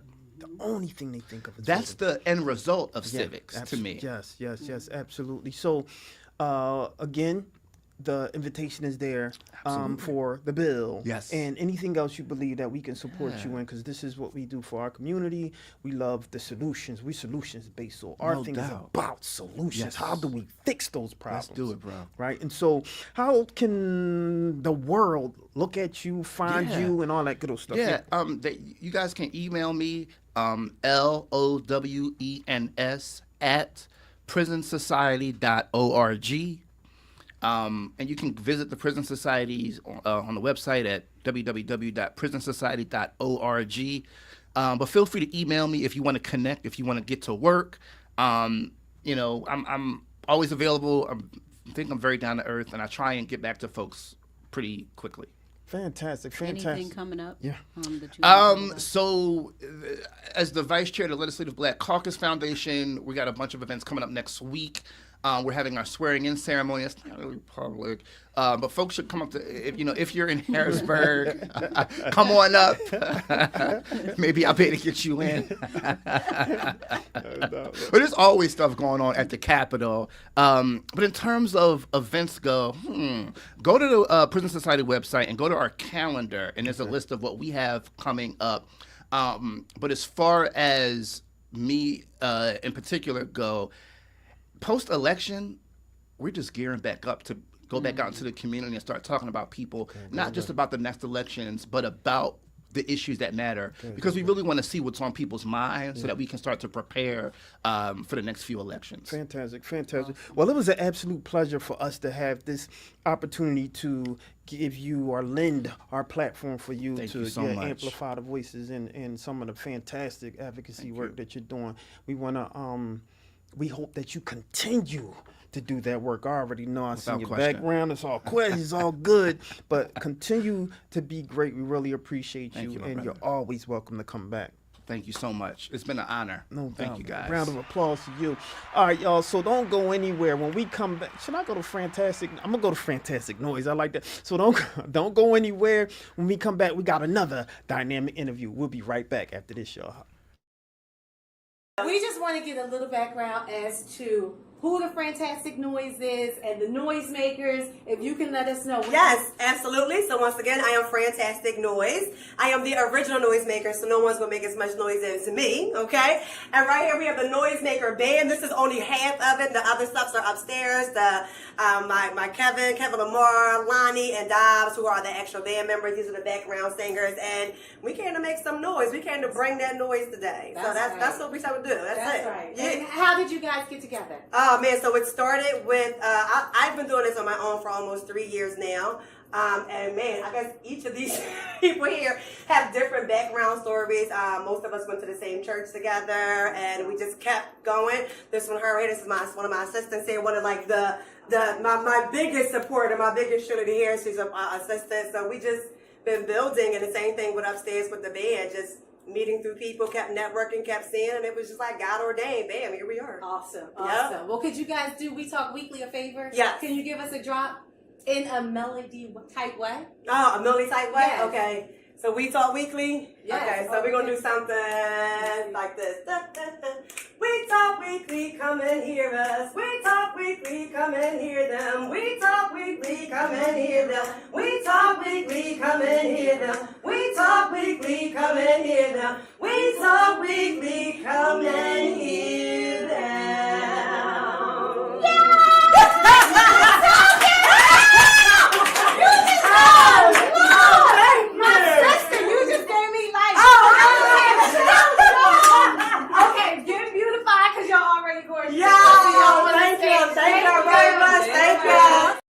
We Talk Weeklies after the talk on WPPMLP Philadelphia 106.5 FM. We Talk Weeklies after the talk. And I want to take this time to also shout out some of our youth from Youth Civic News that has been out there doing the work. Don't go nowhere. We'll be right back after this. Shout out to the young, the future.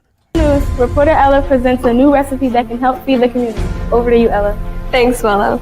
Now that fall is upon us, what's not a better way to start the fall season than an easy and simple recipe? Pumpkin bread is the most delicious and easiest food you can make for yourself, family and friends, and your community.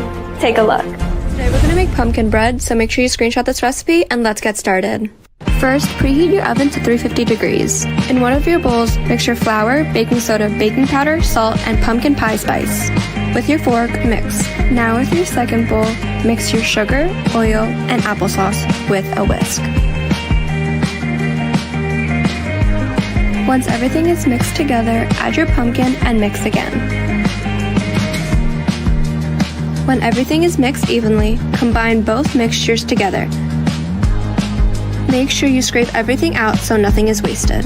Now mix evenly until there's no lumps. After that, you want to set that aside and grab your bread pan. Lather some butter all around and add a little flour and spread it around until it looks like this. Now you want to pour the bread batter into the bread pan. Make sure you scrape everything out so nothing is wasted. Cut a line in the middle and it's ready for the oven. Make sure you wear oven mitts and let the bread bake for 60 minutes. Once the 60 minutes is up, take it out of the oven and let it sit for a few minutes. When the bread pan is safe to touch, use a straight edge to separate the pan and bread. This step is optional, but if you would like, slice the bread into thick slices and it should look something like this.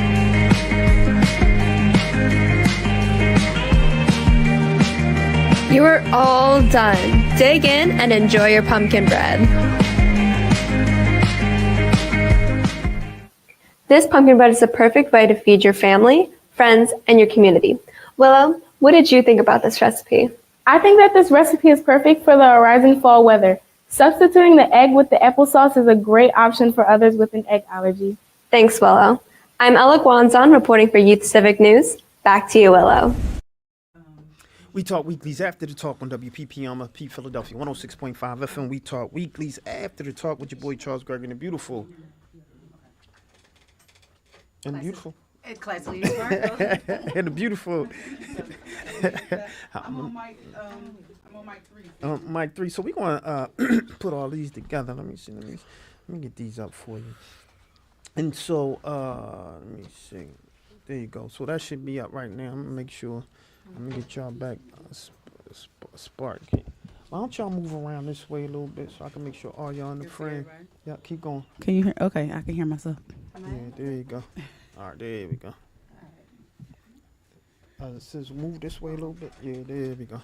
All right, now we got y'all in there. Yeah, perfect. All right, cool. And so, we talk weeklies after the talk of WPPMLP Philadelphia 106.5 FM. We talk weeklies after the talk. And we're here with a dynamic interview. I was waiting for this interview because, you know, when we talk about the arts and when we talk about, you know, people really doing the thing, especially as we hear, right? We are probably the most underrated city on the planet. But we gain our respect, though. That's why we say Philly against the world, right? So it's all good, right? So without further ado, one of my favorite interviews because we get a chance to interview the good old folks, right? So why don't you let us know who do we have today? Today we have the cast from Viral. Can you hear me? There we go. All right, today we have the cast from Viral. So Viral follows a 12-year-old Jamal Johnson on his hilarious, heartwarming journey to become the next internet sensation. This is packed with epic fails, outrageous stunts, and unexpected wins. This comedy will have you rooting for Jamal as he chases his dream of viral fame. This is featuring the cast that's here today. We're going to dive deep into asking them about the new film, Viral. Let's give a warm We Talk Weekly welcome to the cast. Round of applause. Let's go. There you go. So we got a house full today, right? We're going to talk a little bit about what's going down. But first, why don't we go around the table? Why don't y'all, introduce yourselves. Tell us who we have today. First, this young man right here. What's going on, my brother? What's up, y'all? It's your boy Zay Money, aka Jamal. Zay we Money. outside. You can follow me on Instagram at ZayMoney_215. That's ZAYMONDY_215. We outside. That's what I'm talking about. Let's give him a round of applause. My God. Hold on. Let me see if I can get. Let me get. He's on mic one. He on mic one. Let me get. There you go. Try that. What's going on, y'all? It's Kerry Hudson, co-founder of Viral Gen Media, co-founder and director. How everybody doing? Fantastic. Thanks for such a phenomenal situation. We're gonna talk a little bit about Thank that. you. Absolutely, my brother. Hey, how you guys doing? My name is Jess Cannon. I'm actually one producer for Viral Jet Media as well as for Kansas Cinema. Okay, fantastic. Why don't you pull that mic down a little bit? I don't want it to cover your face. Yeah, there we go. There you go. Pause. Pause. Man. Don't holla at me, brother. My name is Eric. Hold on, I don't hear you. What number is that? Four. Four. Let me see what's going on. No, he got to turn you over there. Yeah. Let me see. Give me some. Yep. There you go. There we go. Yeah. My name is Eric Wilkerson, co-founder and director Viral Jet Media and Marketing, and also known as Bill Collector. A lot of people know me for that. Okay. Yeah. Viral the movie, man. That's what we here for. Fantastic. So before we interview this young man, because he's the star right there, you know what I'm saying? Why don't we talk a little bit about the writing process? What were you guys thinking about when creating something like this? Yeah. More or less, we was thinking about a film that can depict our culture in a better way without like violence or strong sexual preference. Right. You know what I mean? A film that can go into every home and make you smile, and a film that can help content creators feed their families in a different, a different fashion. Yeah, fantastic. I want you to slide over next to him a little. Slide over, because I want to make sure I get you in a, yeah, there we go. Yeah. Fantastic. Come on, sis, you can come in. Come on. It's all good. I see her. You can stand over here with them. Get all you want, because we like, this is a family situation right here. And so, you can stand right over here. You be good. Yep. Get everything you need. And I want you to slide over just a little bit that way. Perfect. Yeah, there we go. Now we got everybody in the building. All right, cool. And so I like the idea of, wanting people to, feel good, smile a little bit, right? Anytime we turn on television now, you already know where most of us come from. We already know that. We need something good. We need something happy, right? And so as you were creating it, was it something that you took inspiration from? Well, me and my brother work with kids already, so we work with kids, we mentor with kids, so it was important, to have a safe environment for the kids. of course, we come from like poverty situations, but we try and like shed like a different light on it, and like, you know what I mean, a different perspective. We don't always got to go right to, you know what I mean, the gang banging, the drugs, and the killing each other. Yeah. We can go to we can take another angle to depict ourselves a little bit better. You know what I mean? Yeah. And that's what I mean. You know, we tend to go to what we kind of know. Is it a good thing, bad thing? Not necessarily good thing and bad thing. It's just a thing, right? This is what we know. This is what we grow up in, and so that's our real life stories, right? And so oftentimes we write from that perspective, right? But there are some good times too. We laugh too, right? Exactly. We got young folks too, right? And so in writing a movie for a young voice, right? How hard was that, or did you have that in mind to do? Yeah. It wasn't difficult at all. It was basically what we was already doing. We were already working with Zay, working with Soup City Kids. Mm-hmm. You know, my brother pulled me in with it, like, you know, we're gonna be working with these kids, and it took me like, I want to say like what, maybe like 2 weeks, and me and you was best friends, like it was drawn, like, so. But yeah, it's like it wasn't difficult at all.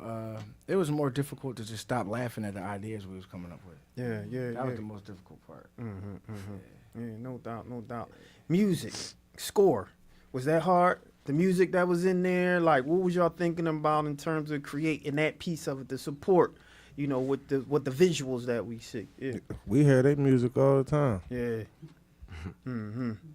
All the time. They had shows every weekend. They had a show every weekend. They had a show 5 times a weekend. Yeah, we got a bunch of musicians. Always legendary, yeah. So their music is in the that's the soundtrack. That's the score. Sky Legendary. Yeah. Go ahead. Is there a message in the movie? I know we don't want to give it all away until people see it, but is there a message? Because there's negative and positive about social media. You got people who are comparing their lives to social media, and then, you know, because of influencers, a lot of people can make a whole, what is his name, Kai Cenat? Yeah, Cenat. Like, it's a lot of people who's becoming millionaires of it, right? And they're, you know, other kids is trying to, you know, live up to that. Like, what is there a message in it to? It's basically mimicking them circumstances on how, like, people depict their whole life on trying to go viral. Mm-hmm. So it's basically depicting everything you saying. Is a lot of the kids now is like all day that's their whole thing, trying to figure out how they can go viral. Mm-hmm. So the movie is just like based upon that, watching like different people figure out, you know what I mean, how they can, you know what I mean, be successful over the internet. Okay. Yeah. Now, this is an independent film too, right? Yes. All right. So budget-wise, was that hard financially, or is this something that y'all was just like, we're gonna get it done? I mean, anytime you want to get something done, it shouldn't be. I mean, I feel like hard is like a poverty mind state. Yeah. Mm-hmm. Yeah, it's only hard to do if you don't want to do it. Mm-hmm. Yeah, no, that's real. That's real. Now let's jump into Zay, the superstar over here. I feel like I saw you perform before. Were you ever at the Give Back Festival in Nicetown? Was he Yes. ever there? Yeah, I remember you on stage. My brother gave you a round of applause right there. Yeah.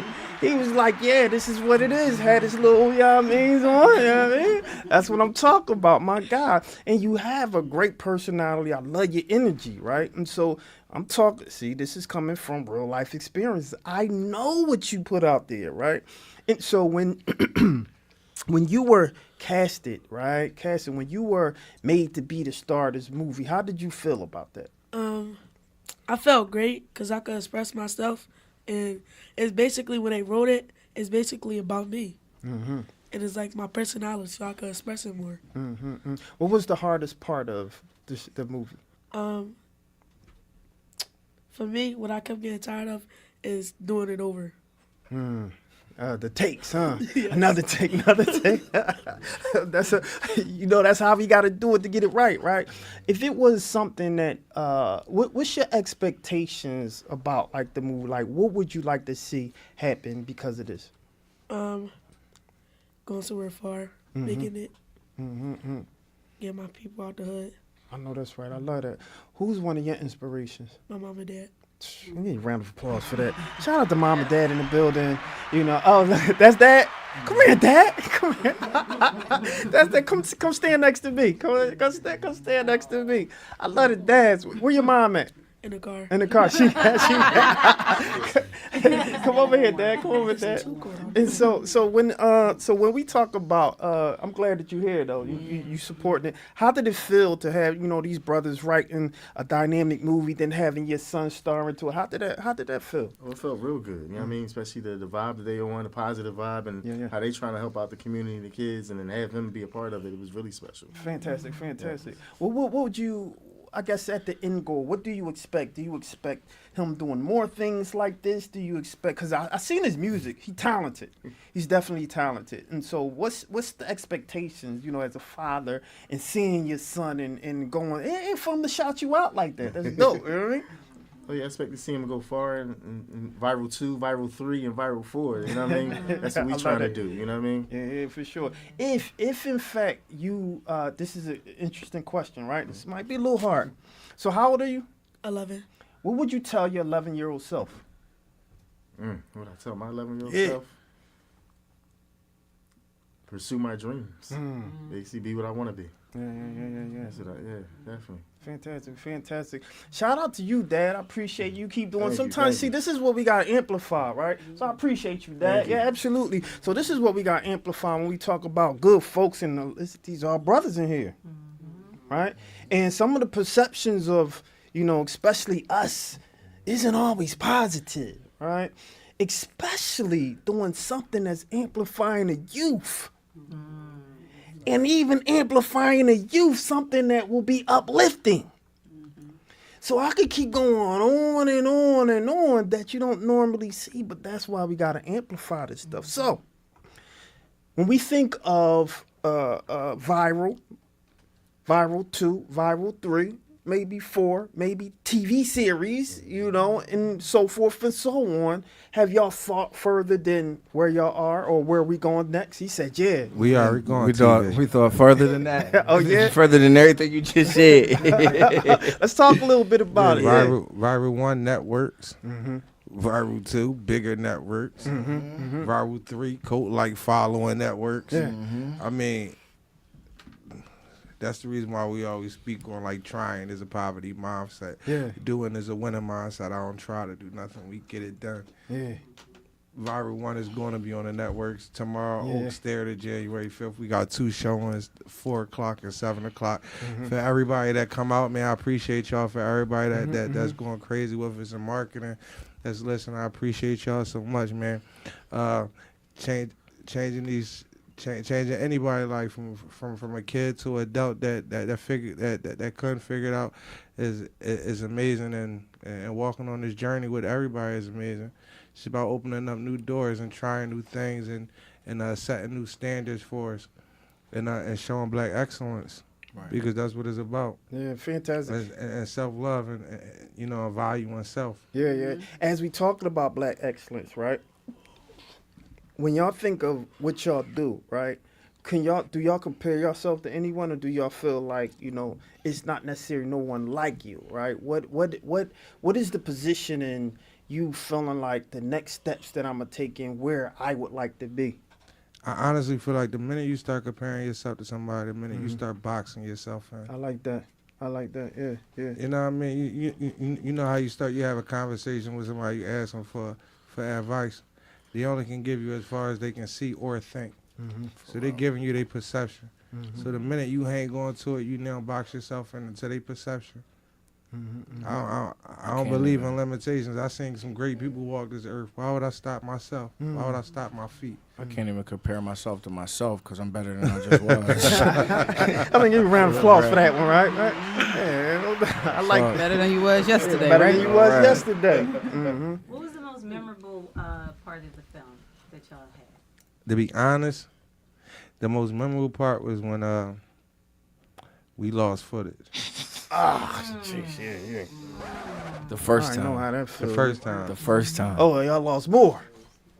Yeah, that was the most memorable part because it seemed like something could be so simple, and it seemed like something could be so simple, but you you run across so many hurdles and so Yeah. many mountains, especially when you put like high expectations on, you know what I mean, high expectations on your work. Yeah. So it make your resilience just a little bit stronger, your battles just a little bit stronger. I love that you said that. That first footage lost made us so much stronger, like as a team and just like as individuals. Like it was just like after that, it's like nothing's harming us, bro. You know what I'm saying? Nothing is slowing us down. And we came back, we reshot the scenes, they came out better. You know what I mean? And we ain't looked back since. Now, all y'all from Philly? Yep. Yeah. North Philly. North Philly. So But not I'm so from much. Norristown, pretty much the same thing. I'm right there. Yeah, He's we from get Rattler, Pennsylvania. What you say? Yeah, he's from Rattler, Pennsylvania. Okay. Redden, okay, yeah. Shout out to my Redden. question is that y'all know a lot of people from Philly, once they make it, they leave. How y'all feel about that? Like, are y'all going to be the people that's going to get back to your community and stay and, you know, send the elevator back down? What's your thoughts on that? I'm gonna do what I can for those that deserve something done for them. You can't do stuff for everybody. You can't just because you're from somewhere, that doesn't mean that that's on your back to take care of that area. A lot of people fall into that misconception, and that's why a lot of people get stuck where they from. Just because you from there and you made it, it doesn't mean it's your duty to go back and save. You're not a superhero. You're one man. You can go back and do what you can, but don't break your neck or your back trying to save a bunch of people that, if given the same opportunity, wouldn't do the same for you. You understand what I'm saying? As far as leaving, I've been gone. I was going. I got 10 views on the video. It wasn't even my video. I was just in the background. Oh, I'm going. I'm out of here. I'm not sticking around because that's the easiest way to get caught up in drama, unnecessary BS. You understand? And 85% of artists and people of our color and our origin die where they from, due to jealousies and inconsistencies and women problems, anything. Yeah, sometimes you have to make yourself scarce. Don't feel bad about doing it. Yeah, fantastic. Yeah. What about you, Zay?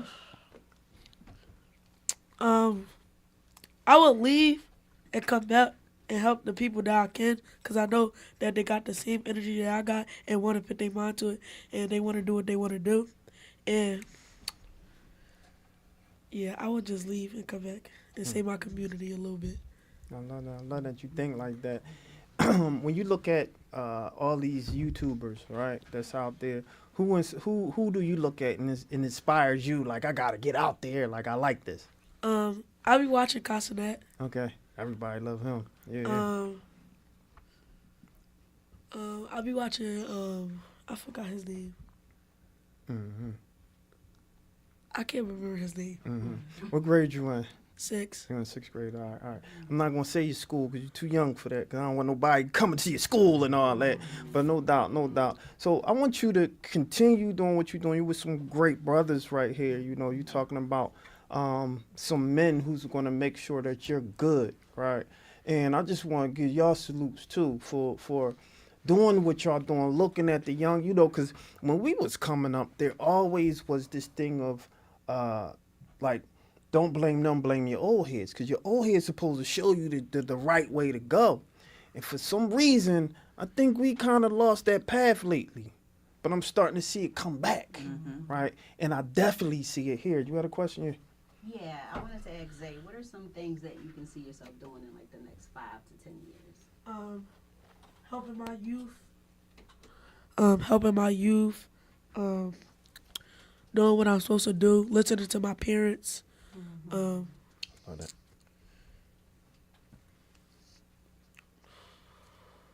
How about acting wise? Acting wise, yeah.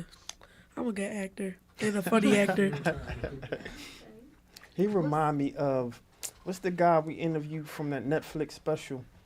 The star that, I can't remember that movie. Jeez. But he was like the star of the movie, and you remind me of him so much. Big Sleeps was in it. Yeah, Kareem and Coffee. Kareem and Coffee, yeah. Coffee and Kareem. Coffee and Kareem, whatever, coffee and some cream in it, you know. But yeah, we had him here, and he reminds me of that. And but your energy is great, my brother. Energy is great. Thank you. Yeah, absolutely. So before we leave, man, where can they find you one more time? Y'all can find me at zaymoney._.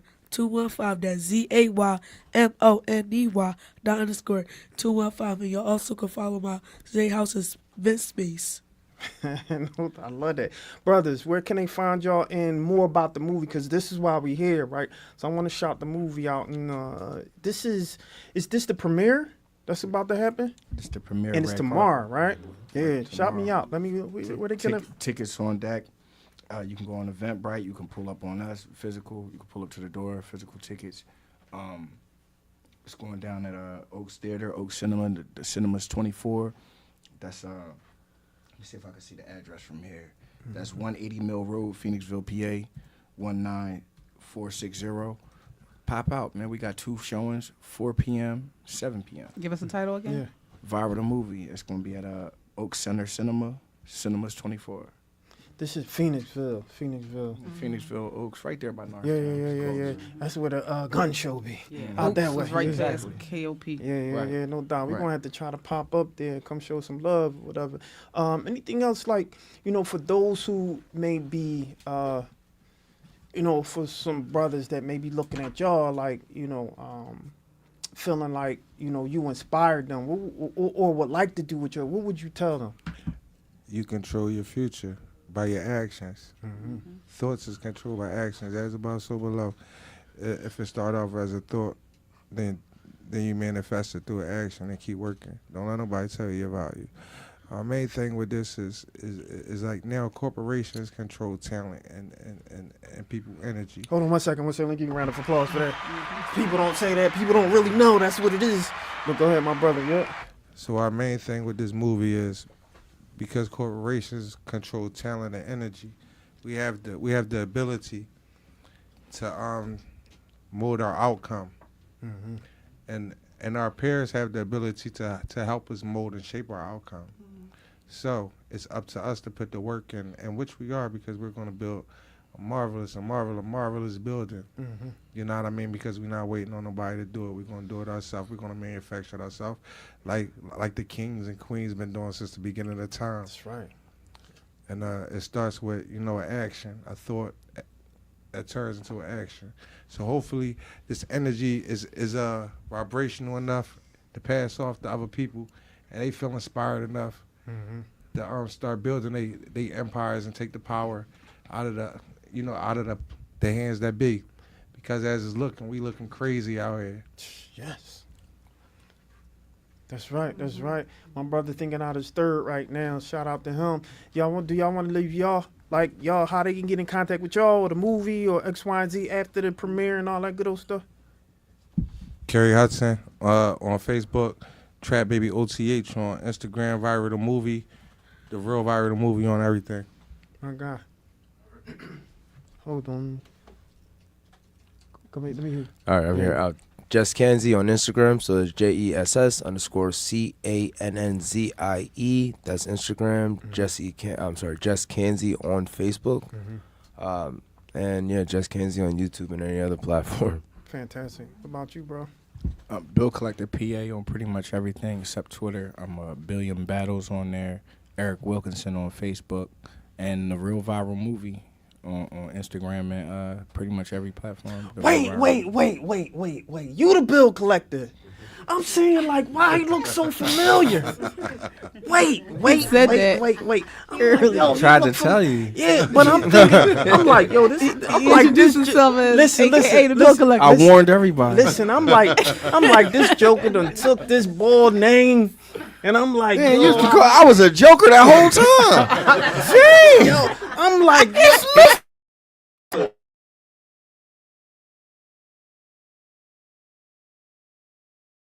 It's me, baby. Yo, we movie directors now. Listen. No, but I gotta shout you out, man, because listen. We gotta do the interview over now. Here, respect, like I said. That's what I'm saying. I'm sitting here like, yo, why does he look familiar, man? He took this boy name and everything, me, man. in the flesh. Oh, shout out to you. Give a round of applause to my brother. Right? You ain't catch on when I said Norristown, none of that? No, that's the thing. I'm so Philly. He thought he took all of it. stole boy whole life. I know, I'm like, yo, he stole the ball because I like the bill collector. I like you, my brother. Appreciate it, I'm bro. saying, like, you good money, Appreciate it. man. I be holding this city down. You man. do, you do. I'm telling you, That's like, what you do. You no, hold real the city talk. down, man. Yeah, that's what I'm saying. You like the only one that be doing it, bro. Listen, you hear me? Yeah, shout out to you. I'm gonna have you do some bars real now. I'm like, this is about the young boy, but you gotta come back, my brother. No, we're gonna do that. But look, I wanted to talk. I know, right? Then he done co-op. Look, the boy done co-op my interview, man. We talk about the young boy, but I do want to ask you something, right? Like, what made you get into like movies and everything? Like, you know, is this the first like major one that you've been doing? Like, how did that start? Yeah. No, I got a partner, Nate Banks, that I started Sioux City Kids with, and he real big in movies. So like, you know what I mean? For like the last 10 years, I've been like back and forth shooting movies. Last year, we probably shot like 4 movies in a documentary last year. So. Yeah. And then I'm always like motivating my peers, you know what I'm saying? Cause you know, from music, movies, whatever, you know what I mean? Come on, let's go and let's reach high. You know what I mean? I noticed like the movie industry is like, you know, it's kind of like it's there, but it can be refreshened up a little bit. Yeah. You know what I mean? I can see a lot of actors like going like really going crazy. Yeah. With acting, but they finances is dull. So it's like you seeing them on a lot of movies, but they ain't getting no breaks. Yeah. But the people that's sitting at the desk is like multi-billionaires. You know what I mean? And that just ain't crazy to me because it's like it's heavy cooning and not enough brains. Yeah. Yeah. No, that's you know real. what I mean? So instead of tearing each other down, we just gonna make each other a little bit more like, you know what I mean, valuable to each other. Yeah. Exactly. Yeah, no, that's real. That's real. So, I mean, we kind of mentioned it before. So when we talk about financing, because you kind of just mentioned that, like, it's not necessarily there no more unless the machine is there, right? Yeah, but the barter trade is undervalued. Right? The barter trade is undervalued. I mean, like, we'll go to a corporation, spend all our money. Go to Walmart, spend all your money. Then you'll have somebody in your neighborhood that's like doing the same thing that you doing. Right, on a compatible level, but you're comparing yourself to them, so you don't want to trade off resources with them. You know what I mean? You in a rat race somewhere else. So me and my peers kind of like we have like the same value of resources, and you know what I mean. The people that don't want to work with it, then we'll currently pay you off, so that way when you come around, you'll get the same thing you've been getting. Yeah. Yes, set value. That's real. That's real. Man, so if you know that, see, you thinking above everybody else. I already know that. I see where you thinking from. So if you know that's the issue, right? If you know that's the problem, how do you wake every? Go ahead. We know that's the problem. It's not I. Yeah. We. Yeah. How do you stop moving as such? When you stop putting value into the monetary things come and go. So you putting the value into something that you're chasing already. You losing yourself. You're not losing nothing else. You're losing yourself. You know what I mean? Yeah. So enjoy what you do. No doubt. Give. If I was to say, give a last word, and this is a little different than the last question, but if I was to say, give a last word to like a brother that's looking at you, listening to you, what would you tell him? You can't lose with God first. That's all right. Lord knows best. That's what we say over here, no doubt. All right. Well, there you have it, ladies and gentlemen. Y'all have anything? Nah, I'm just waiting to see Viral. Yeah, definitely. Now I want to go. I'm gonna have to go up there. Yeah. Give a round of applause to him one more time. You know, give a round of applause to the bill collector over here. That's my guy right there. I like it. I like Boy. Right? No doubt. You know what I'm saying? Listen, I'm gonna tell you, I like Boy. I'm supporting him. You know what I mean? That's one of my top 5 in the battle scene. Go ahead, my brother. Yeah. Can we give a special shout out to my sister? Please do. Philadelphia Wonder Woman. Oh yeah, hold on. Let's give a major shout out to my sister, Philadelphia Wonder Woman. She is an amazing person. She builds a lot of people up. She help a lot of the inner city youth out here. She's standing on business when it comes to this. When it comes to business, so let me give a shout out to her. Wish you well, sweetheart. Yeah, no doubt. So they said, Lucinda, she sent it and everything. She said, hey, family, what's going on? She said, I sent they bios and everything. We're going to make sure that we get all that up there. We thought she was going to be here. We was looking for tell her we miss her. Yeah, so where you at, Lucinda? You talking about, you said, where you at? Yeah, put you out there. You know what I mean? She's going viral on TikTok.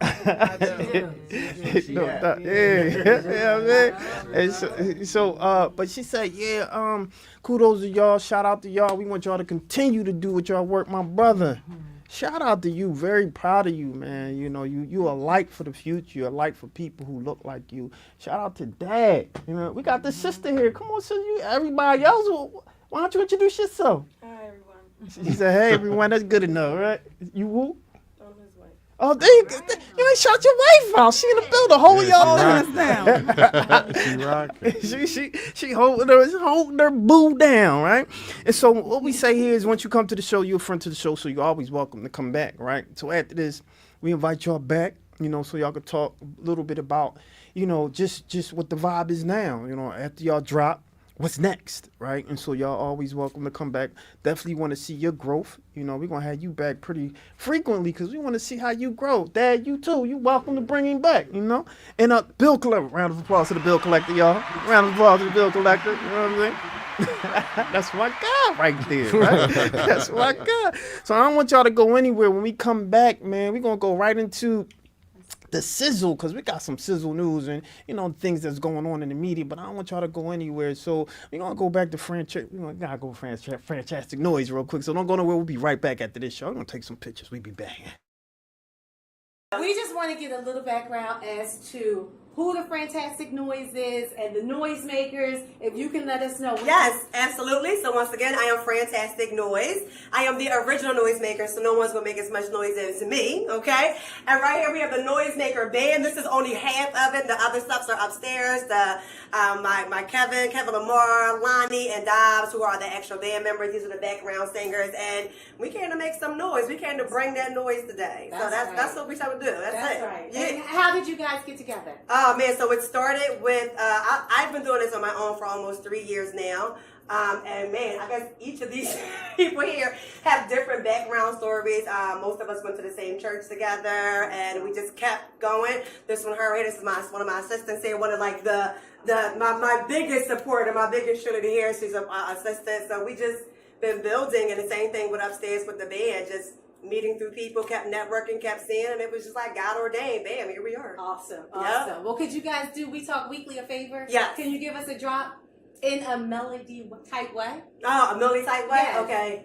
So We Talk Weekly? Yes. Okay, so we're going to do something like this. We Talk Weekly, come and hear us. We Talk Weekly, come and hear them. We Talk Weekly, come and hear them. We Talk Weekly, come and hear them. We Talk Weekly, come and hear them. We Talk Weekly, come and hear them.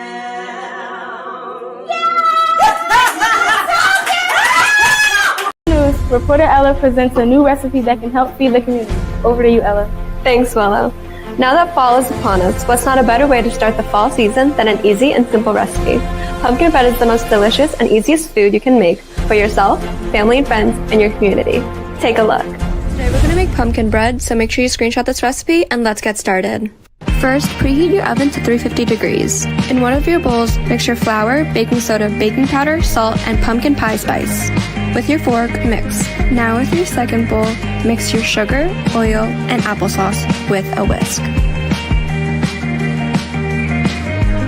Once everything is mixed together, add your pumpkin and mix again.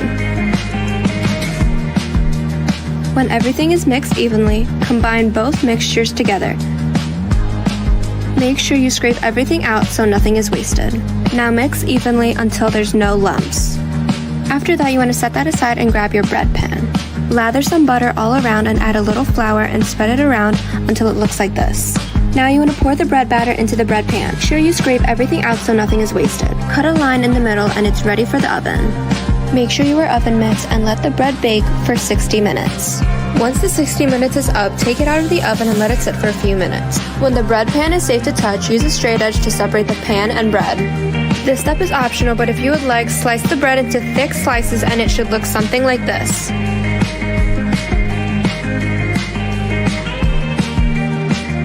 You are all done. Dig in and enjoy your pumpkin bread. This pumpkin bread is the perfect way to feed your family, friends, and your community. Willow, what did you think about this recipe? I think that this recipe is perfect for the rising fall weather. Substituting the egg with the applesauce is a great option for others with an egg allergy. Thanks, Willow. I'm Ella Guanzon reporting for Youth Civic News. Back to you, Willow. All right, there you go. Don't say it. Say it. Yep. Next up, scissor. Now press two. There you go. Now press her music. Yeah, this one. Yep. There you go. Listen, yeah, we about to let him too. Bring you gotta come back. All right.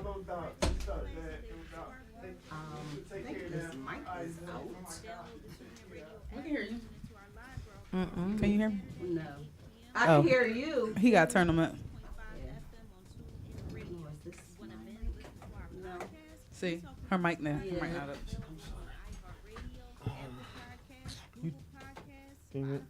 One. Yeah, something else playing in the background too. Yeah, there you go. There you go. All right, no doubt. All right. So make sure you guys subscribe to We Talk Weekly on all social media and major podcast platforms. And if you want to support us even further, you can make a donation on Cash App $ We Talk Weekly. All right, so just a little sizzle.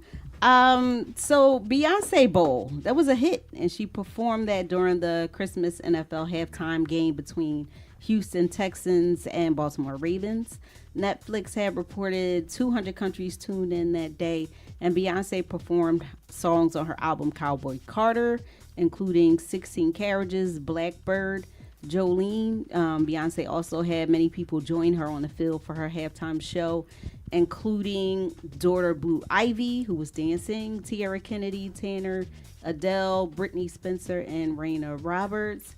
Shabuzi made a surprise performance, and he sang with Beyonce the song Sweet Honey Buckin'.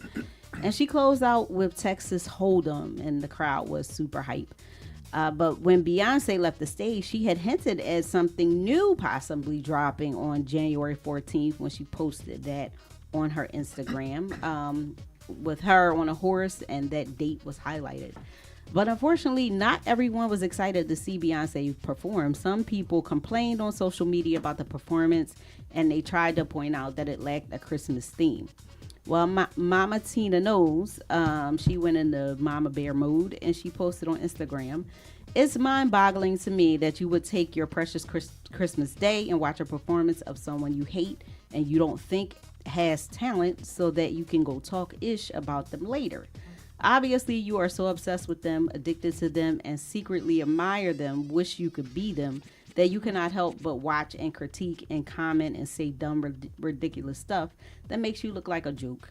So go to another channel when it's halftime. Watch goofy cartoons or Bozo the Clown or something you can relate to and see yourself in." Said with love.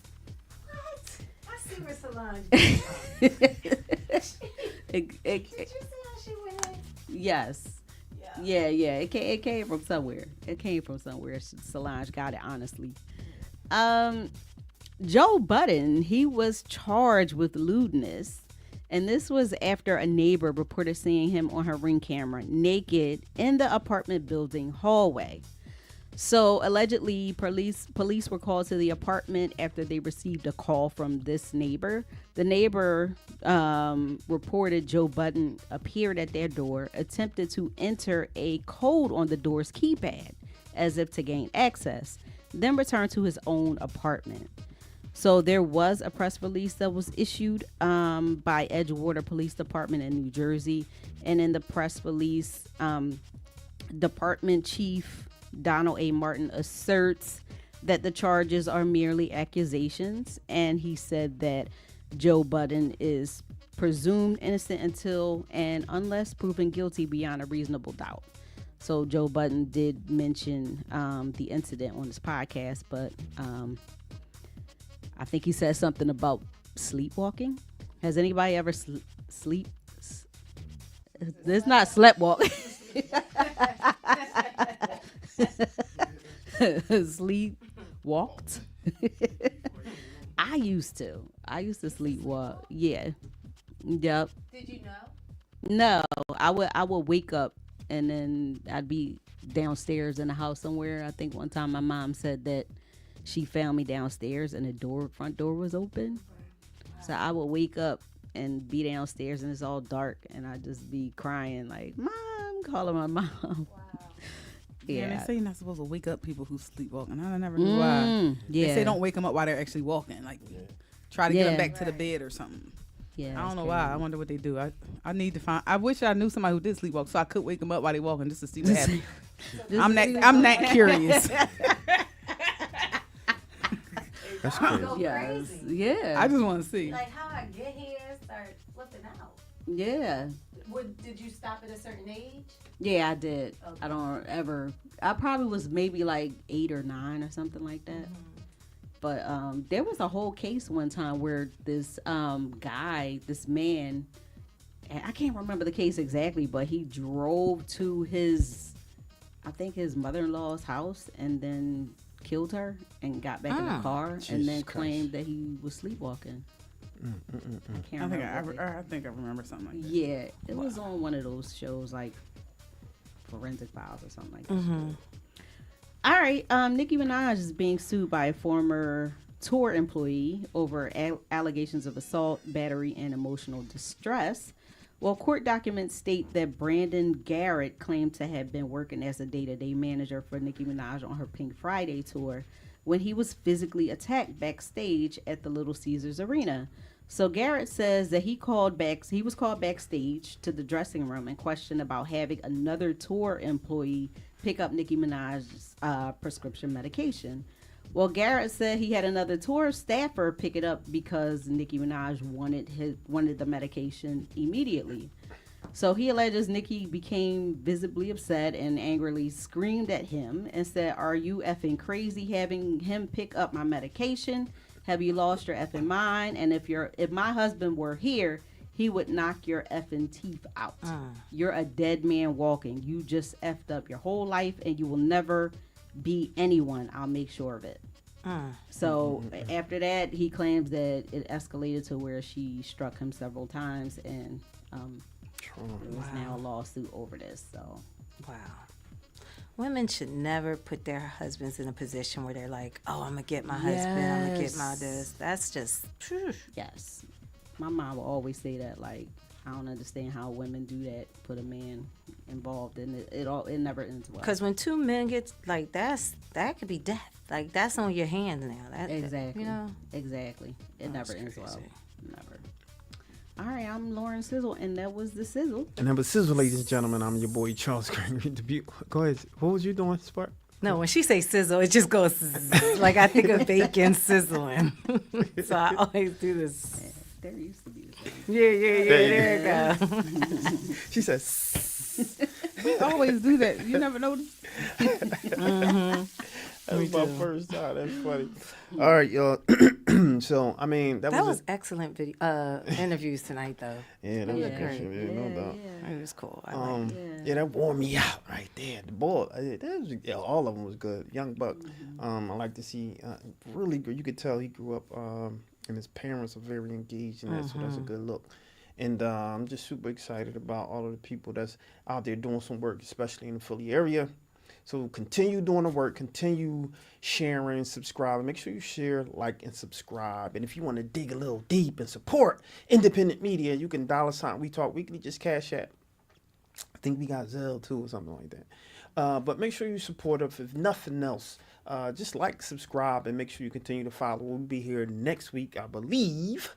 Every Saturday, same bad time, same bad channel at 8 p.m. I'm your boy Charles Gregory, the beautiful Lauren Sizzle, and the beautiful Classy Lady Sparkle, and the beautiful Lady Esther. Her mic is finally in there, and we'll be right back. Well, actually, we're done. I'm out. We out. She like last year, y'all. Peace. I know.